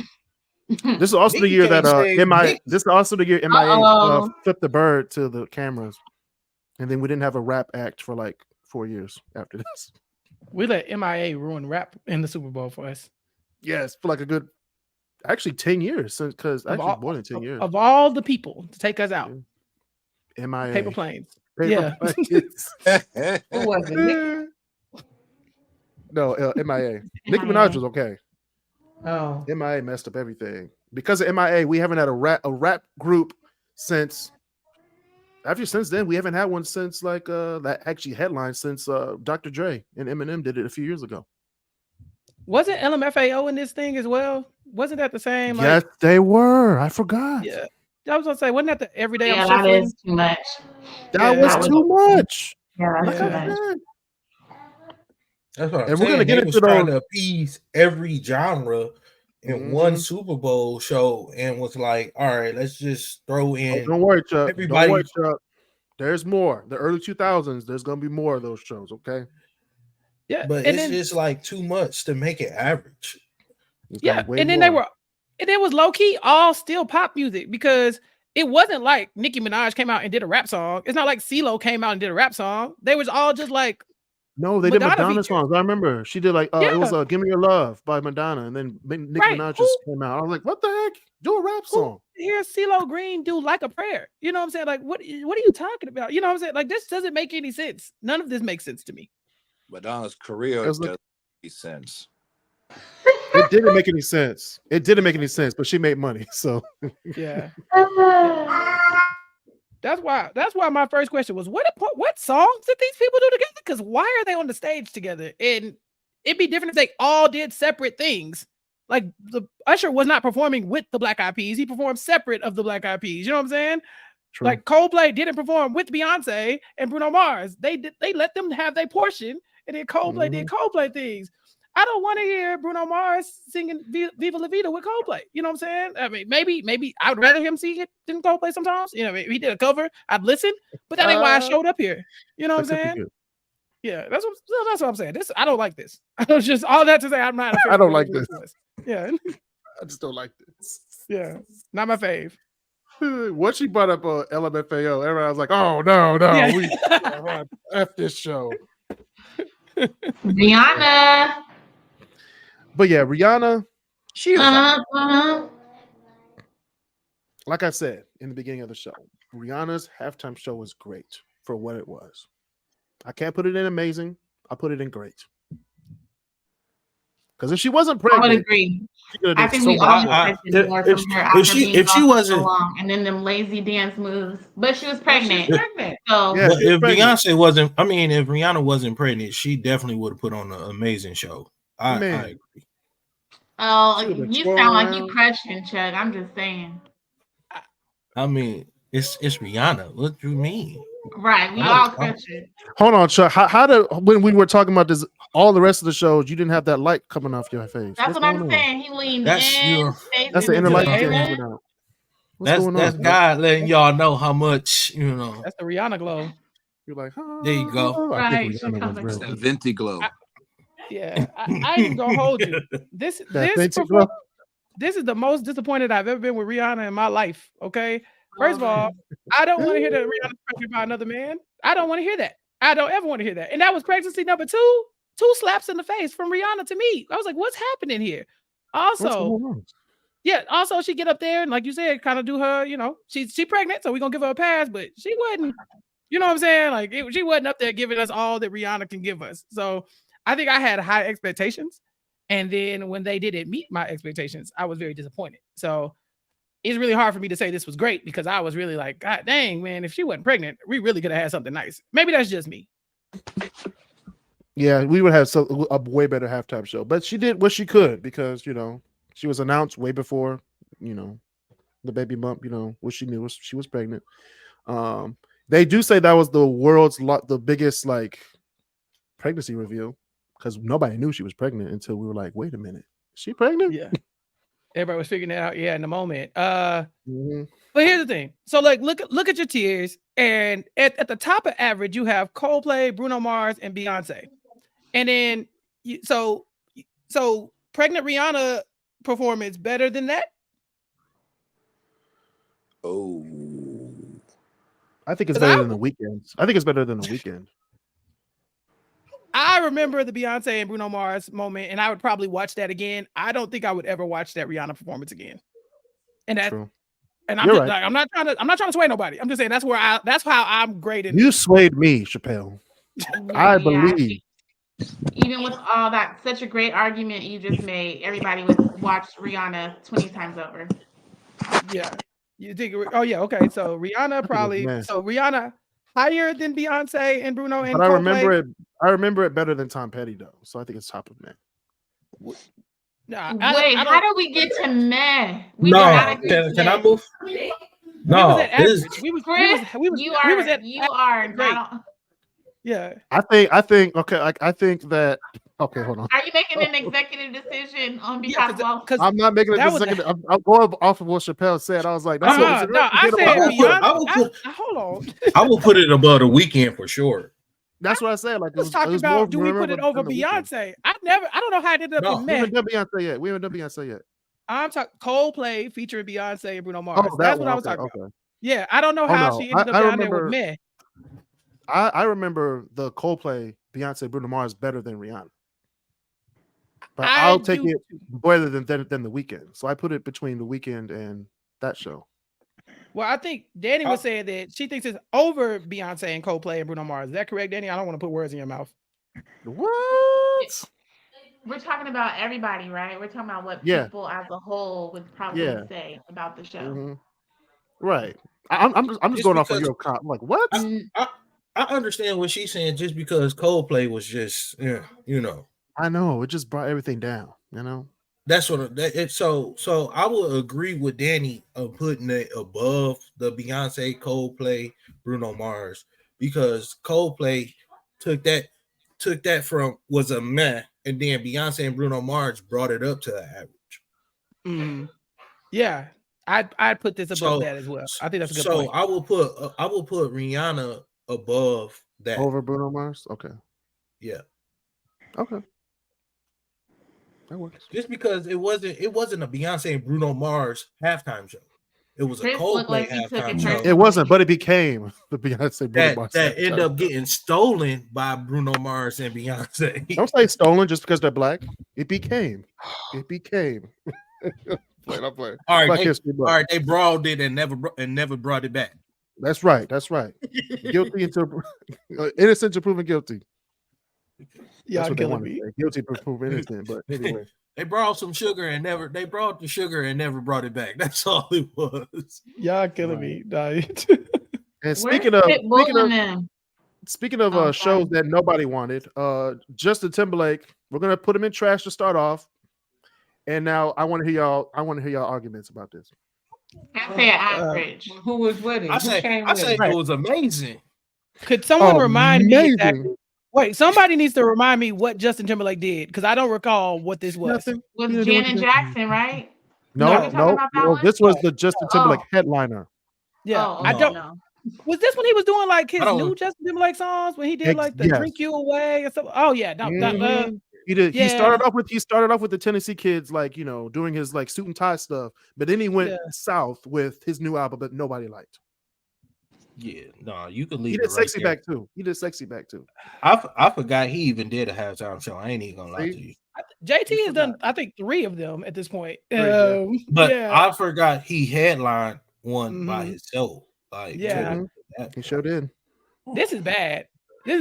Because this man is a megastar who's been a star most of my life, pretty much. And for me to not even remember that he did one and then the memory I have is not good. I don't know how he did this. How did you fumble so hard? Actually, this was the game. This is the show that people remember the game more than the halftime show. The Philadelphia Eagles versus the Patriots. That was the game of the century, literally. And Justin Timberlake was like an afterthought, especially with the show he did. And I was like, really? The new album, though? So that's all I think. He can hang out in trash for all I care. I don't care. I'm not gonna put no argument up for this. Hang out. Yeah. It could definitely just stay right there. He good. He's home. Damn. Oscar the Grab. I'm outruled. Well, what are you thinking? We also said that certain people, just because of who they are in their whole catalog, they deserve to be at a certain spot. So Justin Timberlake is a GOAT, and Trash is like a big OG. It was the songs that he performed. He is a GOAT. Now, it was the songs he performed during the halftime. And when acting, okay, she's tripping. She's tripping. We're gonna just give her a pass. Look, the only reason I put I stood on the James Brown thing because it was James Brown during my Black History Month. Okay, I'm not putting that fight up for Justin Timberlake during my Black History Month at all. Actually, this is this happening during this month is a big deduction on Justin Timberlake as well. You know what I'm saying? No. He's the GOAT. Okay, fine. He can be at Trash, but I did not co-sign on this. She's like, I'm not in it. Hold on. Yeah. We can't debate that. We are debating. We can't debate this. You can't come in and say James Brown, but James Brown was in a halftime show with ZZ Top. What I was saying is that I, in good faith, cannot put James Brown in trash. Now, if y'all were willing to do that, I was going to judge y'all and move on. I think Danny is saying the same thing. Her, in good faith, she cannot put Justin Timberlake in trash. I, on the other hand, am happy to put him in trash. No, I'm happy with putting the Justin Timberlake halftime show in there. It was the song Justin Timberlake halftime show should go in trash. Not Justin Timberlake. We're just saying the Justin Timberlake halftime show. If you sit down and watch that halftime show, you'd be like, yeah, but some people got to where they were just off the strength just because. No, not me. Not on my bear. I was like, no. You talking about your mama next to you. That's why James Brown is where he is. Wow. I already got cussed at. I'm not about to get cussed at again. That was an executive decision. That was the constituent request. I voted with mama. Sorry. All right. Ladies. Okay, I put it in man. I tried. I put it in man. Under Madonna. I'll go to a Madonna concert before I go to that concert. Yeah, agreed. But we'll get to the other Justin Timberlake in a few seconds. But I got a lot to say about that one. Actually, not in a few seconds. We're going to the first one he was in, which was the first. Excuse my language. The first clusterfuck of a halftime show, the 2001. And let me get all the names right. We have Aerosmith, NSYNC, Britney Spears, Mary J. Blige, and Nelly in the same halftime show. So you had rock, pop, R&B, and rap in the same show. It doesn't even sound right. No. It's like, what in the heck is going on, NFL? Okay. Hear me out. This is not the same as what we were talking about earlier when they had Nicki Minaj and CeeLo Green and them all doing Madonna songs. Because they all performed their own stuff, right? They all did their best song at the time. You know what I'm saying? True. So it's kind of like they did actually give something for everybody. Like how we almost gave that other performance credit for that until I was like, wait a minute, what did they actually sing? But this time you have Aerosmith doing their biggest song. You got what was it? NSYNC doing their biggest songs at the time. I'm not quite sure why Mary J. Blige was there. I can't lie to you, but I think that that Nelly performed EI as well. You know, so I give it to. Mary J. Blige did. She was part of Walk This Way. Yeah, she was just there. So anyway, but everybody else, but everybody else, I think was doing what you want them to do if you put them all together. You know, like a music festival almost. Mm-hmm. And I think that was MTV's halftime show. I think they were the sponsor. So. Oh, that makes sense. That makes sense. That makes a lot of sense now. Yeah. So it was an average ass show. Better than Black Eyed Peas. It's hard for me to say that an NSYNC performance where they're doing their best hits in 2001 is an average show. But I haven't seen the show in a long time, and I don't remember. That is true. But would you put it up there as great though? At this point, like I said, I'm weighing everybody against the people that are in the tiers with them, right? So I'm like, okay, is it down there with Tom Petty? Probably not, right? There's nowhere where I'm gonna be like a 2001. It's not. I'm not putting in math. That's what I'm saying. Right. And so like then I'm looking at average, and I'm like, was that better than Rihanna doing, her pregnant version of all her stuff? To me, I'd have to watch the tape back. You know what I'm saying? Like the jury's out. I'm gonna let y'all vote, and I'm probably gonna go with the majority on this one because I'm not willing to look. Gloria Estefan is still kicking it at the bottom of great, and we gatekeeping that great area like for somebody else. I'm assuming, yeah, she is. And so I'm kind of like, was that better than Rihanna, pregnant Rihanna? Isn't that her at the with No Doubt? And great. No, that's a Shania Twain. Shania Twain. The picture is very small. My bad. But yeah, Shania Twain and No Doubt is kicking it down there, and I'm kind of like, this kind of give me that same kind of vibe. That's all I'm saying. I'm not saying this was great because I haven't seen it in a while. I'm not gonna lie and tell y'all I think this was great. I'm just saying there's probably an argument to be made. I'm gonna just say that, okay, if you gonna put them, I will put, if anything, I will put the Rihanna at the end of great and drop them back down and put them behind the Weeknd and average. Oh, okay. I don't mind that. So move Rihanna up to great, but just put her last, and then just leave it like that. I'm in favor. Okay. I like it. You got my vote. You got my vote, Chuck. You got that one. Yeah, that works. See how the list is fluid every year, Chuck? It's fluid. It moves every time. It's fluid. It's All right, so I don't know. I gotta look this up. I can't even. Like I said, the picture's too tiny. Who is that at the bottom? My eyes. Is that Marie and Donnie Osborne? I can't see. God forbid. If Ozzy Osbourne does a halftime show in 2025, I swear to God, I'm boycotting the NFL. This is the 2000 one, the 2000 halftime show. What is it? This is Christina Aguilera, Enrique Iglesias, Tony Braxton, and Phil Collins. Who invited four Phil? big names? Yeah, that's good. Phil Collins. He the only one that was good. What? Who? She's tripping. She's embarrassing me to the. Mom, what'd you say? What'd you say, Mom? The other name? I said he was the only one that was good. Tony Braxton, you can't understand what she's saying.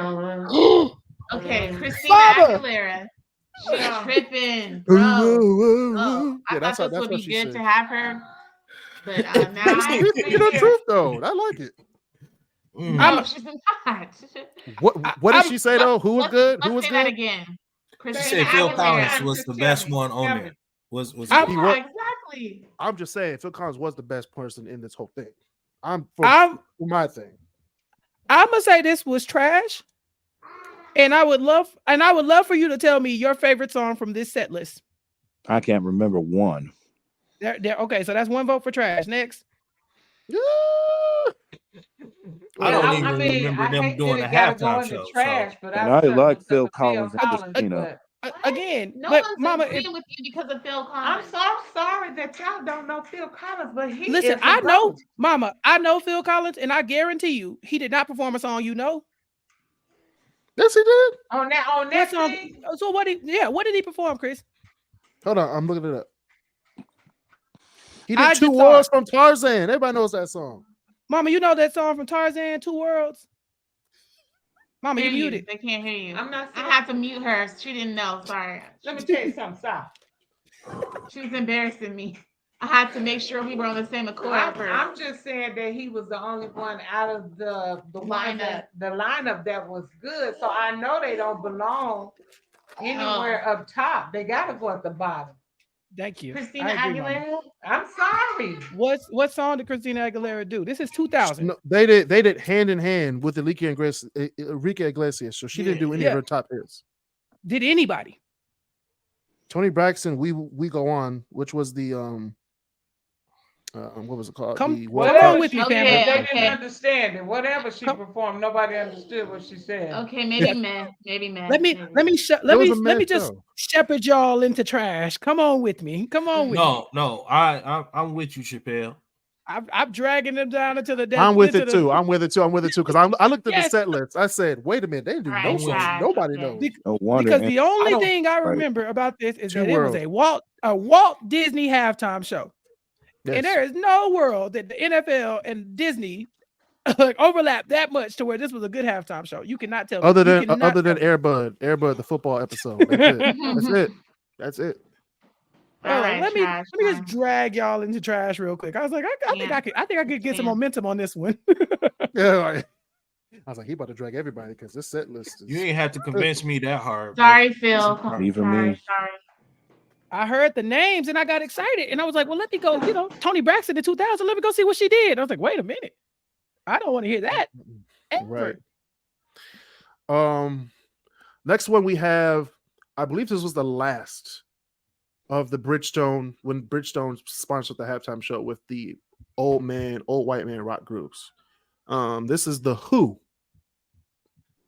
which I didn't know back when they first came out. I was like, I don't know who this group is, but I learned who they were during the halftime. Oh my gosh, stop it! That's what I said. That's what I said too back in the day. I was like, the Who? But they're the people who do all the CSI theme songs, so that's how I knew them from.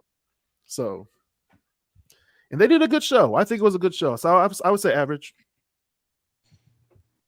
above Black Eyed Peas, because I remember it very well. So. At least in my mind. What's Black Eyed Peas at? Which one you say? What you say? Which Super Bowl? No, I was. For the What Who? Super Bowl was this? Yeah. This was 2010. So this was the Colts Saints one. Oh, I like that one. Right after Hurricane Katrina. I mean, it wasn't right after, but yeah. Hurricane Katrina happened in 2005, but Yeah, I understand. the script had said it was time for New Orleans to get them one. Yeah. The script, yeah. They needed one. Yeah, that was a big moment. Good Super Bowl, good halftime show for what it was. Wasn't anything spectacular. It was just old white men doing their best hits from the 60s. I would probably average. look at this one toward closer to like below. Who was that below the Black Eyed Peas? Right there next to in the average tier. That is actually right below, like right next to him is Gloria Estefan. Yeah, you could put them right around there. Chappelle's gonna be great for these tier list episodes. I told you this got in my bag. Yeah. We gotta invite him to one of those music guessing challenges. Oh Lord. Oh yeah, yeah. Call me. Trust me on this one. I'm the guy for that one. Yeah, let me know. Yeah. You're talking to the reigning defending champion right now, man. I want to have you over here. Oh yeah, let's play. Yeah, let me know. Marcel out here pulling the Roman Reigns. All right. Dead ass am. Listen, and I will bow to the bloodline. I ain't crazy. All right. But yeah, the Who was. I had to forget that. I had to remember that it was the Who that year. But when I looked at it, I was like, okay, that was a good show. I'd be willing to move them down closer to ZZ Top. Them. No, don't do that. They're way better than ZZ Top. That's my vote. I mean, ZZ Top, you might as well put a Confederate flag up. The Who, they go against the establishment. So I'm just talking about this halftime performance. That's all I'm saying. I'm just saying, it was a good show. Good show. Now let's go to the Super Bowl halftime, the second one that you were in. The first one, yeah. The first one. The first one. Yeah.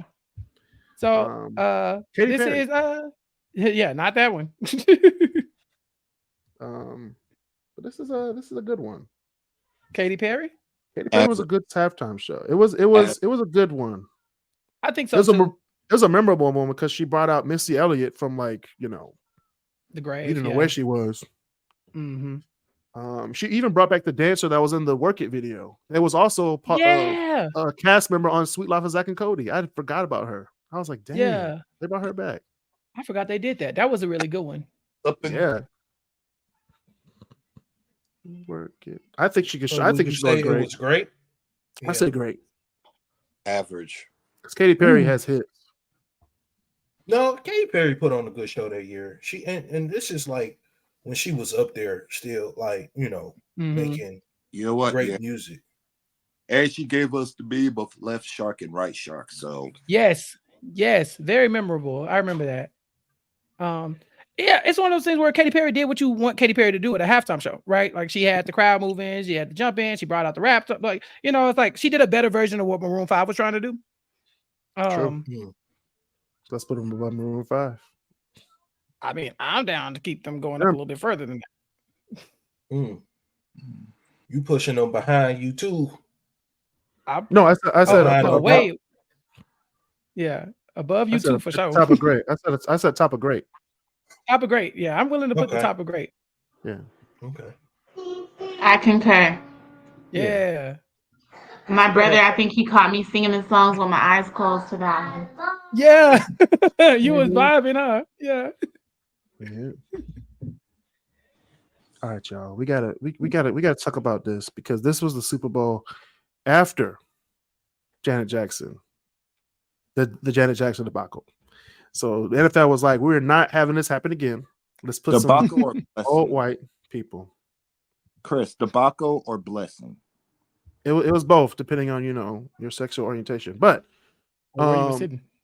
Yeah, do that. But Paul McCartney, 1/4 of the Beatles, did his best hits, and I was like, okay, Paul McCartney. I would say it was a meh show at the worst. At best, maybe top of average. Not top of average, but like above Black Eyed Peas. But the worst meh, because it was a okay show, in my opinion. This don't go no higher than Diana Ross for me. I mean, if it's higher than Diana Ross, but like I'm not willing to entertain this as. I mean, come on. No. Chappelle was looking through the band list like, who's gonna be this next person? Yeah, like come on, you're man. Right. I think it's higher than Diana Ross. To be honest, I think it's above Tom Petty in the math. That's where it's gonna go. Ooh, you know what? At the beginning, above Tom Petty, under Diana Ross.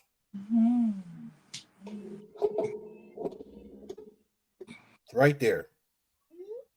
I can see it. I'm down with that. I can see it.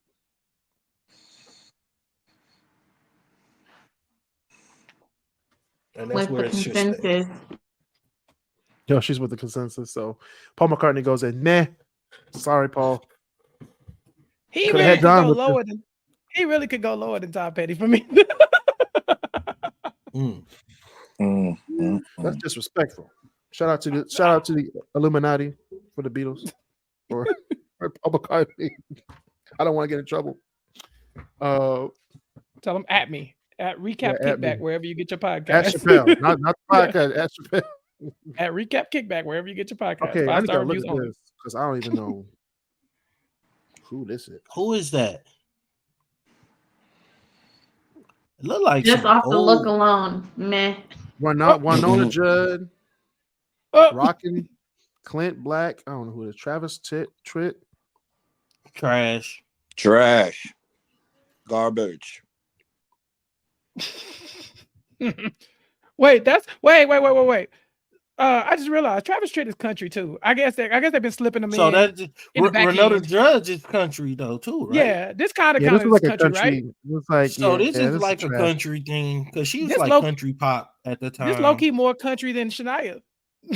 No, this was the most country. Yeah. Let's put them in trash. We're gonna move on to the next one. I think this is the same one though. This is the James Brown Blues Brothers one. So we put that here. So that was here. I think they just put it in twice. They did it twice. It was so nice they did it twice. Sadly. Oh no. This was hold on. Was James Brown part of that one? I ain't even gonna try to strain my eyes. Me neither. I'm looking at it. I was like, I'm old. Yeah. I'm trying. I'm over here. Okay, the next one is 1998's 40th anniversary of Motown, which was Boyz II Men, Smokey Robinson, Queen Latifah, Martha Reeves, and The Temptations. In Now, 1998. My mom said God tier. 1998. I gotta put the year out. 1998. What Super Bowl was this? 1998. 98 Super Bowl. So I don't know who was playing that. I think it was Denver and somebody. Denver and Green Bay, maybe. My mom asked who was playing. Denver and Green Bay. Yeah, I remember that one. Denver won with Shannon Sharp on the team. They did that one for John, because I think John Elway goes on to retire after that. Yeah. That was after, because he won in 97 and 98, right? Denver won back to back. Right? That was the one Brett Favre would have gotten, but then it never happened. So maybe John Elway did something right.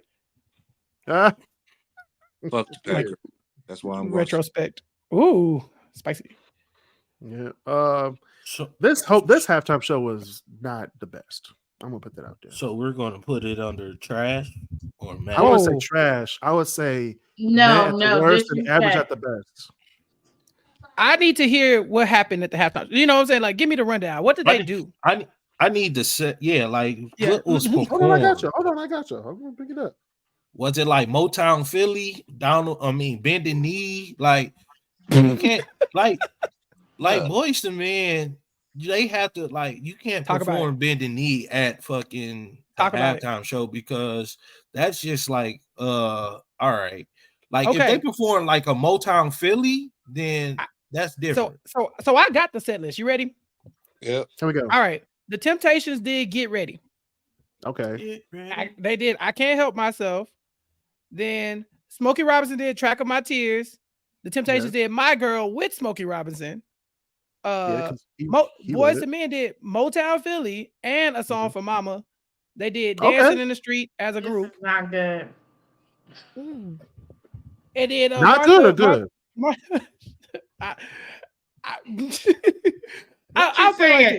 Tell me what you're saying, Chappelle. Where they should go. I'm just listing that these people did the hits. If you want the Temptations, you want them to do My Girl. You don't want them to do a Disney song like Phil Collins was doing. That's all I'm saying. However, you're probably right. It's probably not a Super Bowl, but it is a shout out to Motown. And so if you're gonna do a Motown set list, I think this might be the best you're gonna get. Yeah. That would be the best. With the fact that just on principle who they were until you said the set list. Now I'm like, okay, well, I mean, if it's the Temptation, what do you want from the Temptation? Nobody not in that stadium that was not jamming to every song that was sung on that day. And I agree. I think all of them songs were hits, except maybe Queen Latifah Paper. I don't know that song by Queen Latifah. How was Queen Latifah part of Motown? Why did they call her? She was signed to Motown before she went over to the other one. Yeah, they were really trying to push her on that one. But I think, this is 1998. Motown Philly, A Song for Mama, Boyz II Men did what you would expect Boyz II Men to do at a concert. You know what I'm saying? Like, I don't have any problems with the set list. I think if you got the Temptations, what song do you want them to do at a Super Bowl? Get Ready. Sugar Pie. And they get it. That one. Sugar Pie Honey Bunch was the four tops, first of all. There you go. And yeah. And it was a Smokey Robinson wrote the song, so that's probably why they did it. But I think it was great. I think it was a great show. It was a great show. Based on the set list. I didn't think it was gonna be great, but you said the set list. I was like, okay, that sounds like a good show. I just think that they all did. Like, if you told me these were the people performing, what else do you want to hear from them?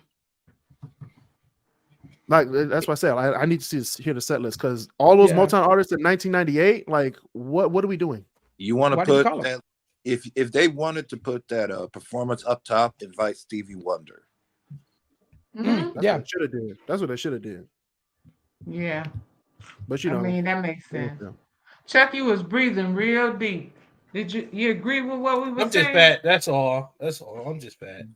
Yeah. Come on. Not Chucky. I didn't say Chucky, I said Chuck. But look, I don't know where that means these go. You know what I'm saying? Like, would I rather hear that than what The Weeknd did? Maybe. If I watch it again, I'll be like, okay, that's better than The Weeknd. Or maybe not. I gotta watch it again. We gotta vote. So I think it's great. Above I bet they was great. I bet they was great. Based on the set list and the people there. Based on who it was, based on what they are to our culture, Based on the songs that they sung, I would say great. Not You average. also established that this is for white America more so. But still, for It our is. see, this is when we were I mean, beginning they to are make the the majority, so everything is for crossover. them. Yeah, but they chose to highlight us in this one because they call it the Motown 40s. So it's like white America knew what they was getting when they said this. They did. Yeah, Motown was the crossover. You got to music. understand, white America do love Motown and the Motown that music. was the crossover music. So it wasn't like it wasn't catered. This was pretty much catered to everybody. Right? Yeah. Because that's not old white America like Motown, new white America. Everybody just like Motown and the Motown sound. Agreed. So I hate to say it, but the weakest part of this is Queen Latifah because why is she there doing paper? She was the 90s Motown act, but compared to the 60s like golden age of Motown, she shouldn't have been there. No. Yeah, you make a good point.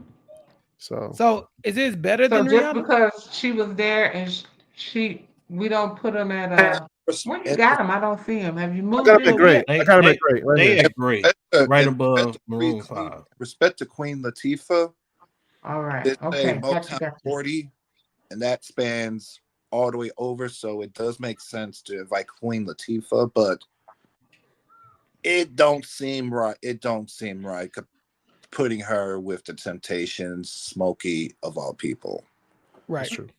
Agreed. I think it's in a good spot. Wherever you have it right now, maybe better than Maroon 5. Like I'm pretty sure it's better good. than Maroon 5, yes. Yeah. All right. We went to one that everybody loved, to a Super Bowl halftime show that literally was like either you loved it or you hated it. I love this halftime show. This is I hated it. I felt was Dr. Dre, Eminem. This is the one when 50 Cent was hanging upside down and it looked like you're right. You're right. Yeah, that was the music video he did. He was just doing it later. This is a God tier show. Yeah, God tier. I would put it at amazing, not God tier. I put it amazing. I put it amazing as well. It was an amazing show, not God tier. Snoop Dogg, Crip walking, wearing blue in L.A. I didn't appreciate it until you knew the Bloods was mad. You knew the Bloods was mad that night. The Blood, they was not mad, bro, because it's Snoop Dogg. First of all, it's Snoop Dogg. They did Crip walking. It don't matter. It don't matter, bro. It's Snoop Dogg. They was not mad, bro. But it's still, I'm still wouldn't put it up there mad, but I bet you they wasn't bopping their head around their boys. It probably wasn't. They were like doing it on the low in the background when no one was looking. Yeah.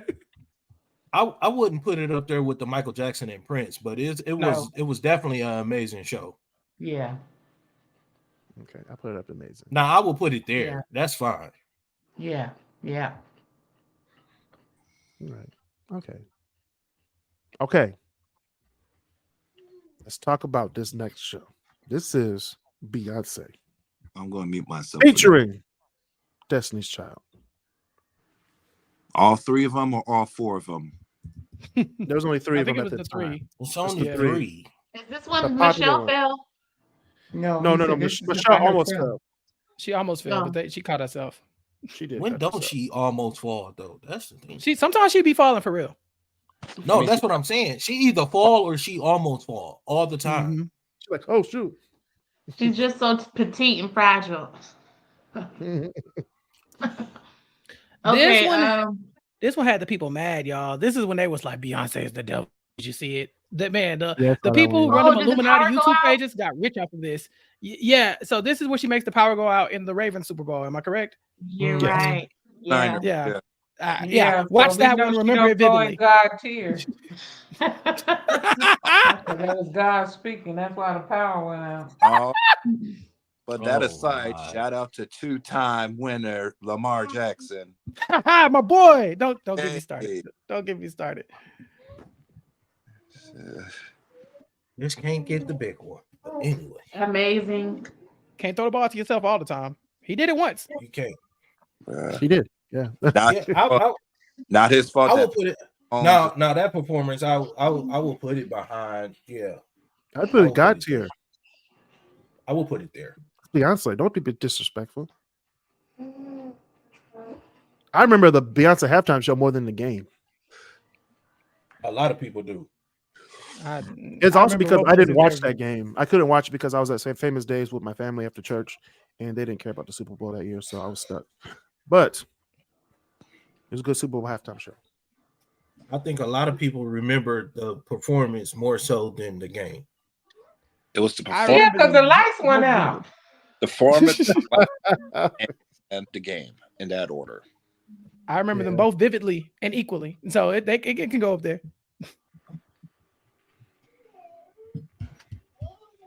Okay. look at Mama face. Mama face say everything. Yeah.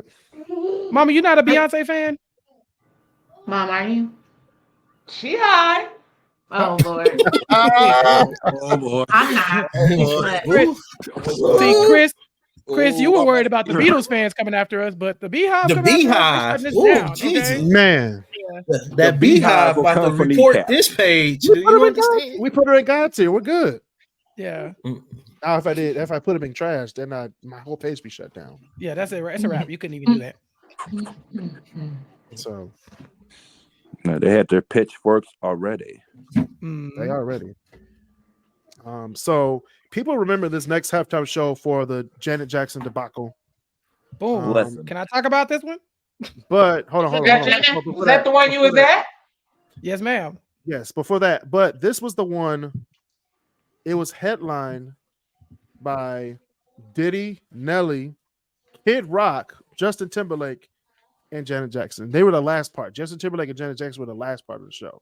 But I will defer my time to Chappelle because he was there.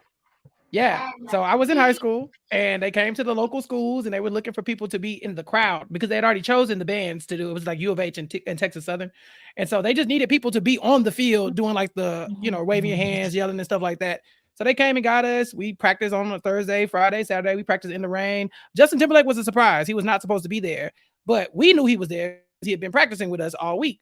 So fast forward to, like I said, it rained that whole weekend. Fast forward to the day of the performance. We finally get inside the stadium and practice the day before, I guess. And then everything had been going smoothly. It's Janet Jackson. So people, every time she came out, people crying and stuff. Like we in high school and we crying because it's Janet Jackson. Like, oh my God, Janet Jackson. But like you said, this is Nelly, P. Diddy, and Murphy Lee doing Shake Your Tail Feather, random. Then you got Kid Rock doing Cowboy, I believe, random. You had rhythm, like you had Justin Timberlake and you had Janet Jackson doing like the Janet hits, so Rhythm Nation, stuff like that. And then you bring out Justin Timberlake to do the Rock Your Body, I'm gonna have you naked to the end of the song, boom, boom, boom. So the way I remember it, because they had told us that we have to stay in one spot because you're on the field, and so they need the crowd to be even across the board. Well, we black, so we're not gonna hang out in front of Kid Rock for too long. So I already knew I was gonna be making my way to the crowd. You know what I'm saying? So boom, hit the Nelly and P. Diddy spot. Got there for that Shake Your Tail Feather moment. That's kind of dope that they did that. I like it was cool. Get a Kid Rock, move along. But the Janet Jackson stuff, we did not practice the titty gate. That was not rehearsed. That is a Justin Timberlake move he pulled on his own. So we on the 50-yard line, it happens. Gonna have you naked to the end of the song, pulls it off, and then the lights cut immediately.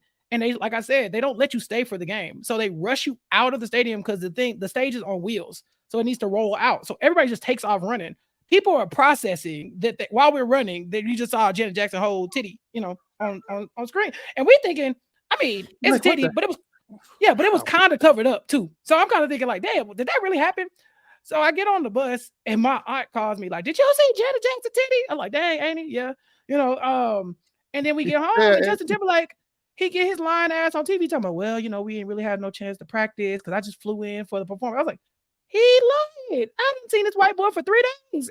What are you talking about? So yeah, so I have a special hate for Justin Timberlake lying ass because of that. Cause I felt like he was lying on me too. I was like, me and Janet was both there for 3 days practicing. Yeah, you know what I'm saying? Like I was like, wait a minute. Because when I tell my story, Justin Timberlake was definitely there Friday. You know what I'm saying? We need Chappelle on the Club Shay Shay real quick. Yeah, I'm airing it out. Yeah, me versus Justin Timberlake during Black History Month. I'm gonna win. But yeah, so but then Janet Jackson goes on to get blacklisted essentially for this, and Justin Timberlake, as we know, does 3 Super Bowl performances total. So not my favorite Justin Timberlake moment. That's why when he was kicking it in the trash, I was down with it. But I think as a Super Bowl performance, it is probably one of the most memorable ones, if just for the titty. I think if you had asked everybody on here, y'all wouldn't have remembered that Kid Rock and Nelly were there. Nope. I listen, like the only reason that it's memorable is because of the titty gate. Right? Because of the titty. Nobody remembers the performance itself. They just remembered a titty being popped out, Janet Jackson titty being popped out. That's it. Like, so I will put it right there where it's at because nobody will remember. Nobody remembers the performance of the whole thing. It's more memorable thing. than the other one. It's more memorable than the 13 one. I'd be willing to move it up even further. And here's why. Because I think you don't get a... No, I mean like to average. Because here's the thing. You got Nelly, P. Diddy, Murphy, Lee still doing like Shake Your Tail Feather, which is their biggest hit at the time. And then at the same time, it's still a Janet Jackson concert. You know what I'm saying? Like, yes, at the same time, but do you remember? Like, how memorable? I don't count. Yeah, I'm about to say I'm you don't count because you was there. Right, but exactly. As far as me, I don't remember who else was a part of the halftime show. Yeah, you see what I'm saying? So even if you weed it out, like, even if you weeded out Nelly and P. Diddy and Kid Rock, you still get a Janet Jackson concert. So I understand. Yeah, but I understand you still get the Janet Jackson concert, but do we remember it? Do you remember? Right. I hear you. I'm with you. All I'm trying to do is figure out where to place it. So if you're saying it got to be memorable, do you think it's more memorable than Diana Ross? Yes. So it's less memorable than Diana Ross doing the Supreme's Greatest Hits in '98. No, I think it's more memorable than Diana Ross, but I think it's less memorable than The Weeknd. First of all, I didn't put Diana Ross in average. Okay, that's what I'm saying. So if you put in this in mad, you're saying that this is worse than that. Yeah, I mean, I'm putting it in mad. I put Diana Ross in mad, but everybody else say it was average. So, but even if it's going in mad, is it above or below Diana Ross? Is what I'm asking you. It can go above Diana Ross in mad to me. Okay, so is it below ZZ Top in mad? I will put it above, like in between, above Springfield and Tom Petty in mad. But lower than ZZ Top. I didn't pay attention to ZZ Top. Okay, so that's what I'm trying to get in relationship to the rest of them. Where does it go? You know what I'm saying? Right. Just to put it in perspective, which titty would you want to see, Diana Ross or Janet Jackson? I mean, of course, I will see Janet Jackson titties. That's the only reason I remember. It's close. Okay. Look, in the average tier, like even if you moved everybody down to meh, you still have to find a place to put this in meh, right?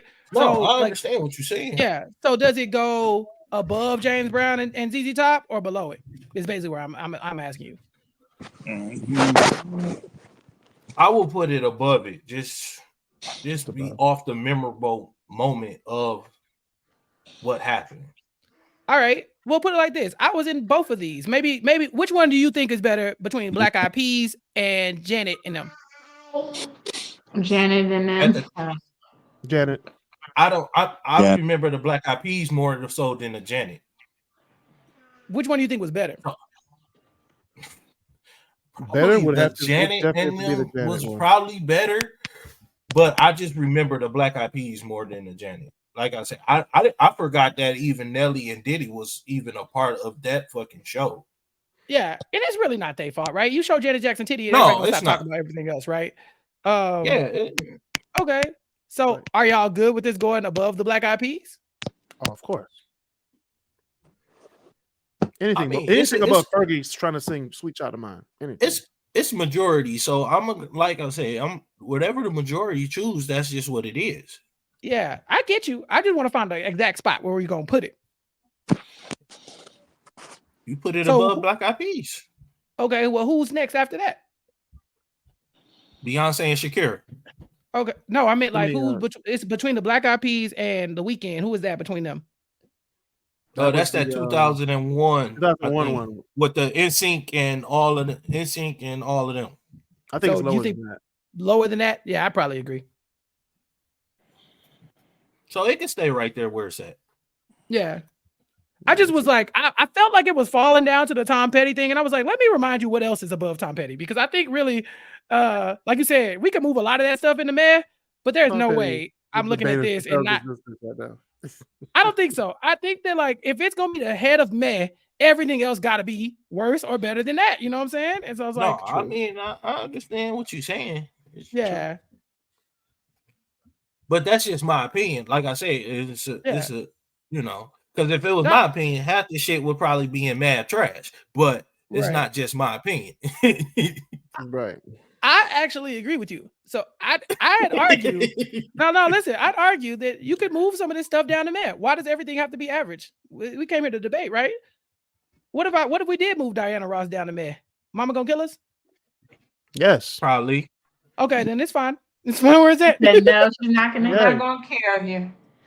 Yes, she will. Okay. Come. She know where we live. Yeah.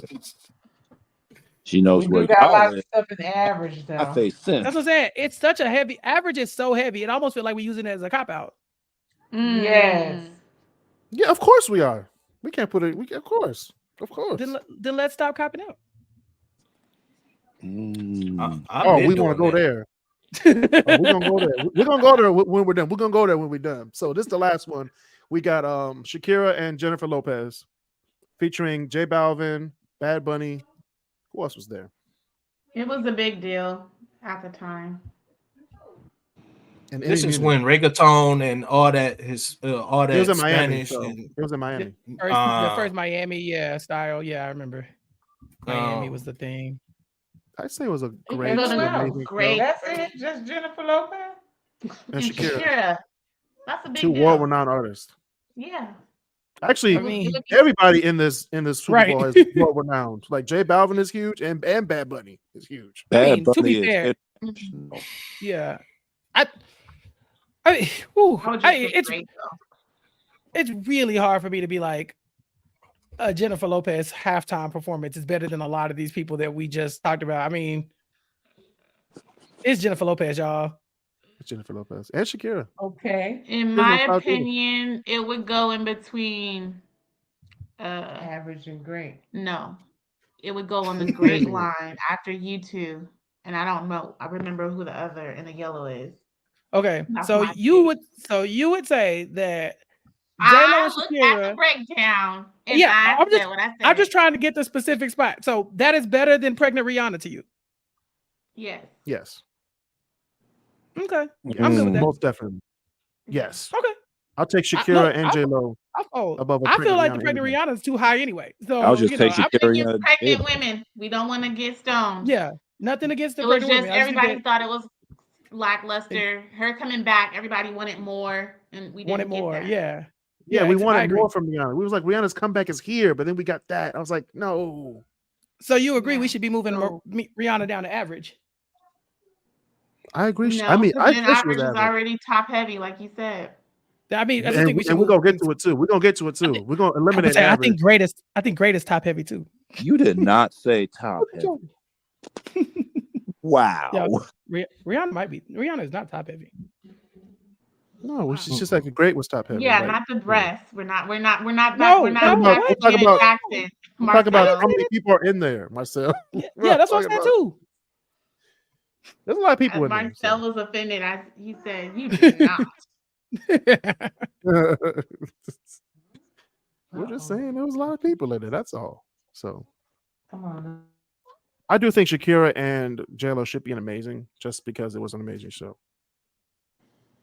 It was actually a Super Bowl where you had Miami and you had reggaeton and Latin music. I was about to say it definitely fit the scenery and the location of the Super. Right. It actually made sense of what it was, where the Super Bowl was at. If that makes sense. Right. I agree. That's what they should have done. Like the halftime show made sense for where it was at. And I agree. Like you say, all them artists are very worldwide artists, and everybody, you know what I'm saying? Everybody knows their top hits, and they did their top hits. They got hits. It's not like they don't have good songs, and it's not like, you know, it wasn't a good show. So I mean, I will put it at the end of amazing. It was a good show. And the surrounding area, and it all made sense. It all tied into the culture and all of that of Miami and where it was located and everything. Okay. If it's my vote would be great. I wouldn't say it was amazing, but that's my vote. Okay, Chuck, what would you say? Okay. I mean, I will put it in great or amazing. It like I say, I will put it in front of the Katy Perry if you're gonna go great, just because of just where everything how it was. Yeah, I agree. It was a good show. Very good show. It's one of the most memorable ones that we can talk about. At the time, that's when all that reggaeton and all that start really blowing up. Like, you know what I'm saying? So it's a pitch high for me, but I'm down with it being right there. I'll concede. So would you put it behind Katy Perry? Oh yeah. Okay, we'll put it behind Katy Perry. I'm just saying, if I can be outvoted, I'm just saying, it's great. No, I mean, you know behind Katy Perry is fine as long as I just feel like it's up there with the high greats. Yeah. So yeah, I believe. So there you have it, guys. This is the original. Okay, tier list. Now we're gonna do Chappelle's argument by not copping out and saying that all these average people should be either great or bad. So let's start off with the lowest one. We got Diana Ross. Where should she go? Meh or great? Meh. Hey, do you need to save it first? I don't know how you. So we can see the change. I got you. I'll just take a screenshot. There we go. All right. Hold on, I gotta scream at my daughter real quick. What y'all think he's saying? Sit y'all asses down. She's playing next to a shelf, and I was like, "Stay away from that shelf." The whole thing will come on. Where all the liquor's at? Oh no, these are like really heavy books, so I don't want her to next to that shelf. All right, Diana Ross, we'll be putting her since Chappelle doesn't want to cop out. Where she should have been at in the first place. Yeah. Diana Ross is a great artist. I don't care. Great artist. No, she's a great artist. But the halftime show she performed was meh, in my opinion. Yeah. I'll vote meh as well. Nothing against Diana Ross. Danny, you got to vote. Mom, where are we putting her? So can you hover over for the woman with the bad eyes? She over here on the end. Okay. Yeah, she can go in trash. You trying to get your mama to hit you is what you're trying to do. She about like Big Mama just trash. I'm dealing with the grandbabies. What was you guys' assessment? Where do you want her to go? They said meh. Y'all said meh. Remember, to your point, this is getting a your little. Your daughter just said trash. He said, "Don't get on us." Well, put it at the top of meh. Oh, y'all. The top. I mean, is it worse than Tom Petty? What do you know about? Yes, it was worse than Tom Petty. It's worse than Tom Petty. I disagree, but I would listen to Paul McCartney and Tom Petty together in a concert before listening to that Diana Ross concert. That's just my opinion. I go with the majority. Where do you want to put it, Mama? Put it above Tom Petty or? She said, "But Karma gonna get all y'all." I'll put it at top of meh just to appease everybody. Oh no! Put it right above Nicki Minaj them and Madonna them. I mean, yeah. Okay. Yeah. That sounds good. All right, Blues Brothers, and I don't know who else was in this damn show.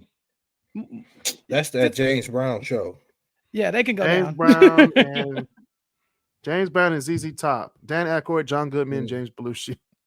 They can go. Yeah, they're bound into meh. It was a meh show.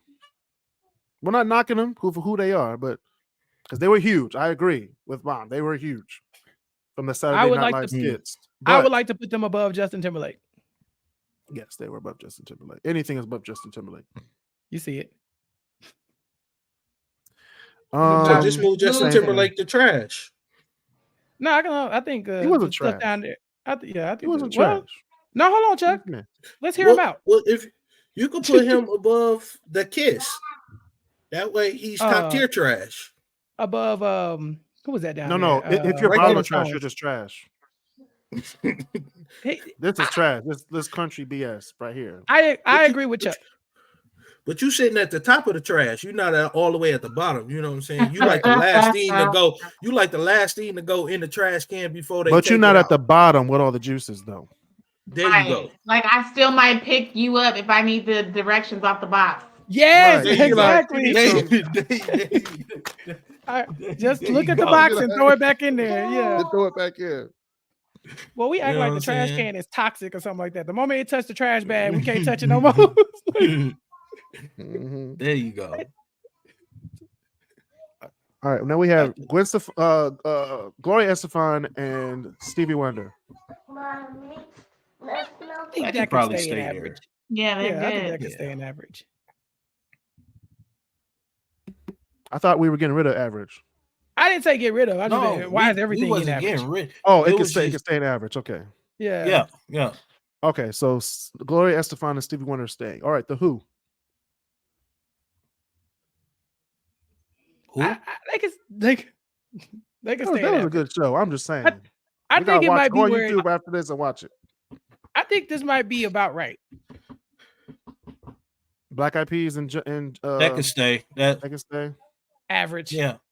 Average. The 2004 one, when the whole City Gate.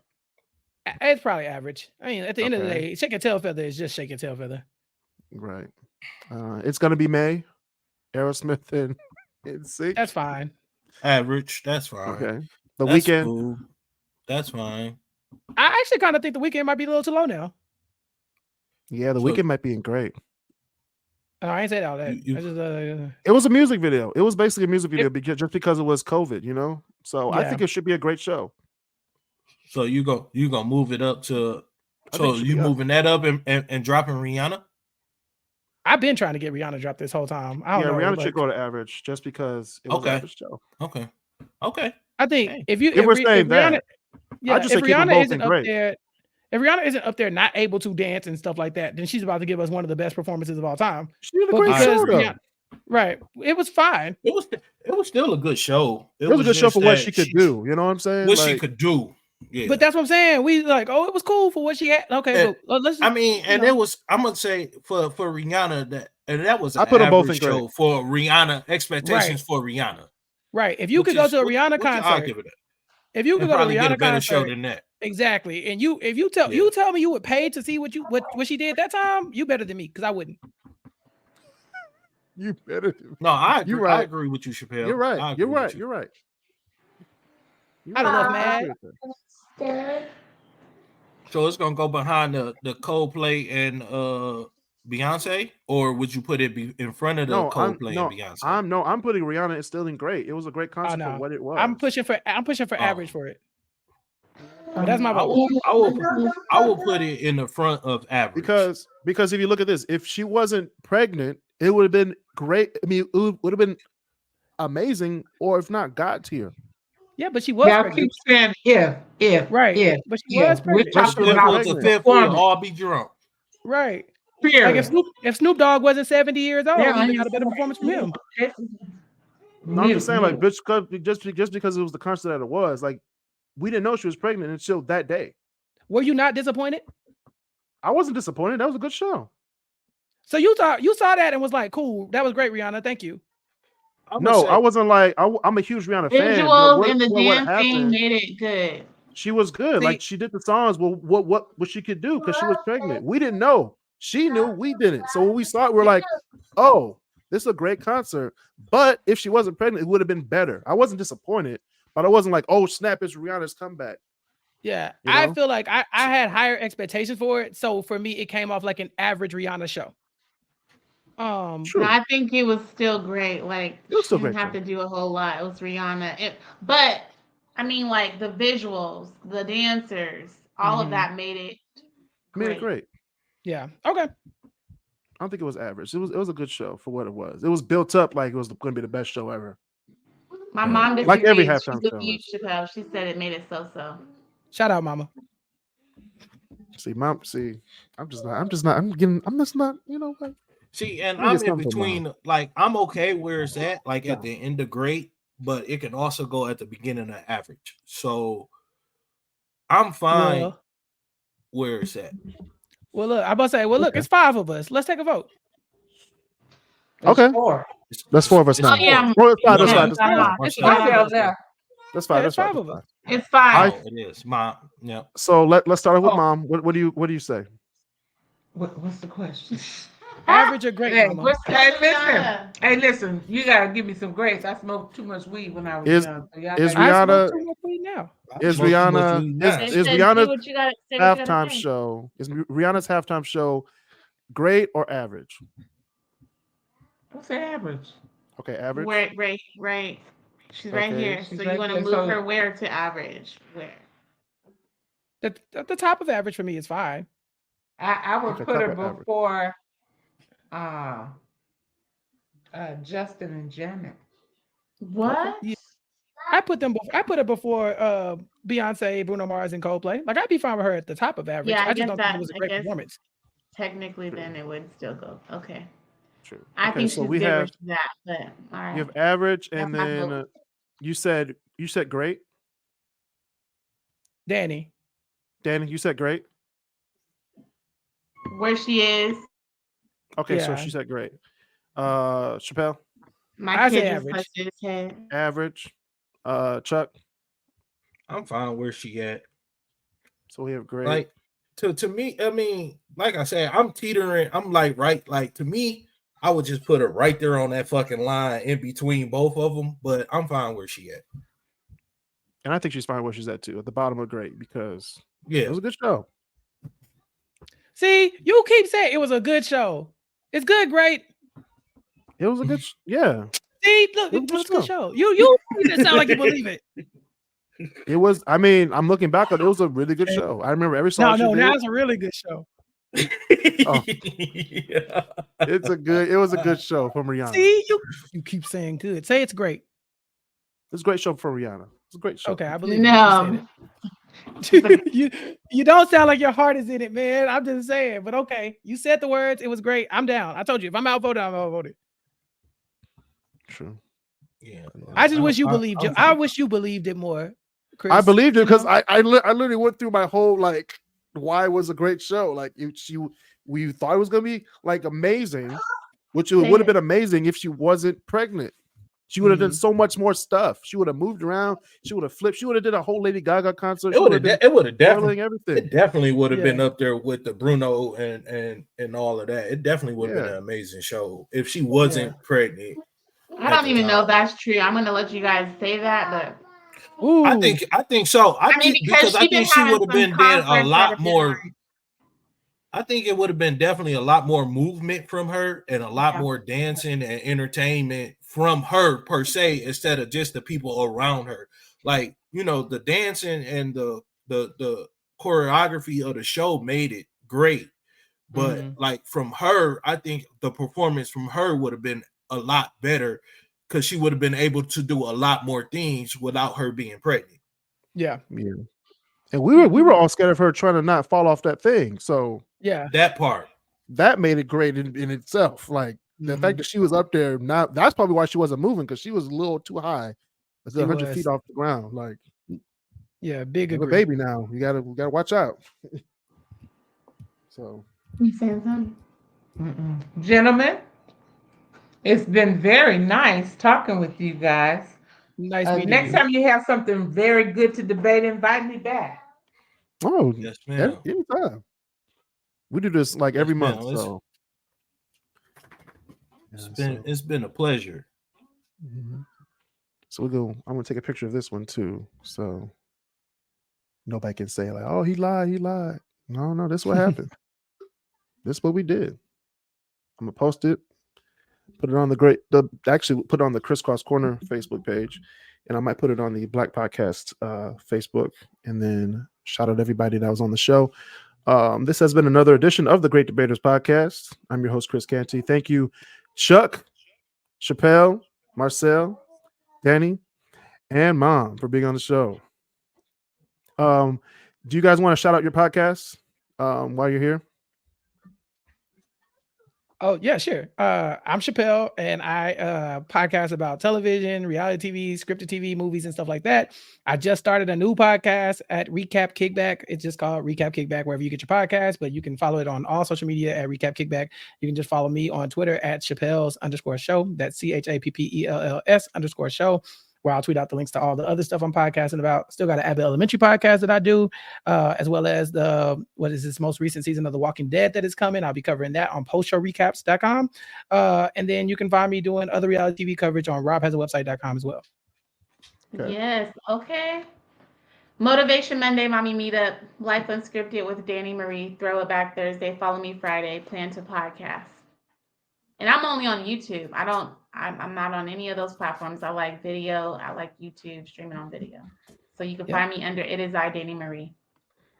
Yeah. Okay. And I'm on all platforms, including YouTube, at Recap Kickback on YouTube. All right. You can watch this podcast on the Crisscross Corner YouTube page and the Crisscross Corner Facebook group. The Crisscross Corner Facebook group is the only place where you can find all unedited versions of podcasts. Okay. All the edited stuff will be on days later and put out days later, to take out all the, jumps and hiccups, coughs, all that stuff that we say on the show. But yeah, if you're watching live, you get everything that we just said. All right. So see you guys next time. See you guys next month with another tier list. We will be having another episode this week for Crisscross Corner, and we will see you guys next time. Peace. Oh, you know what? Oh, wait.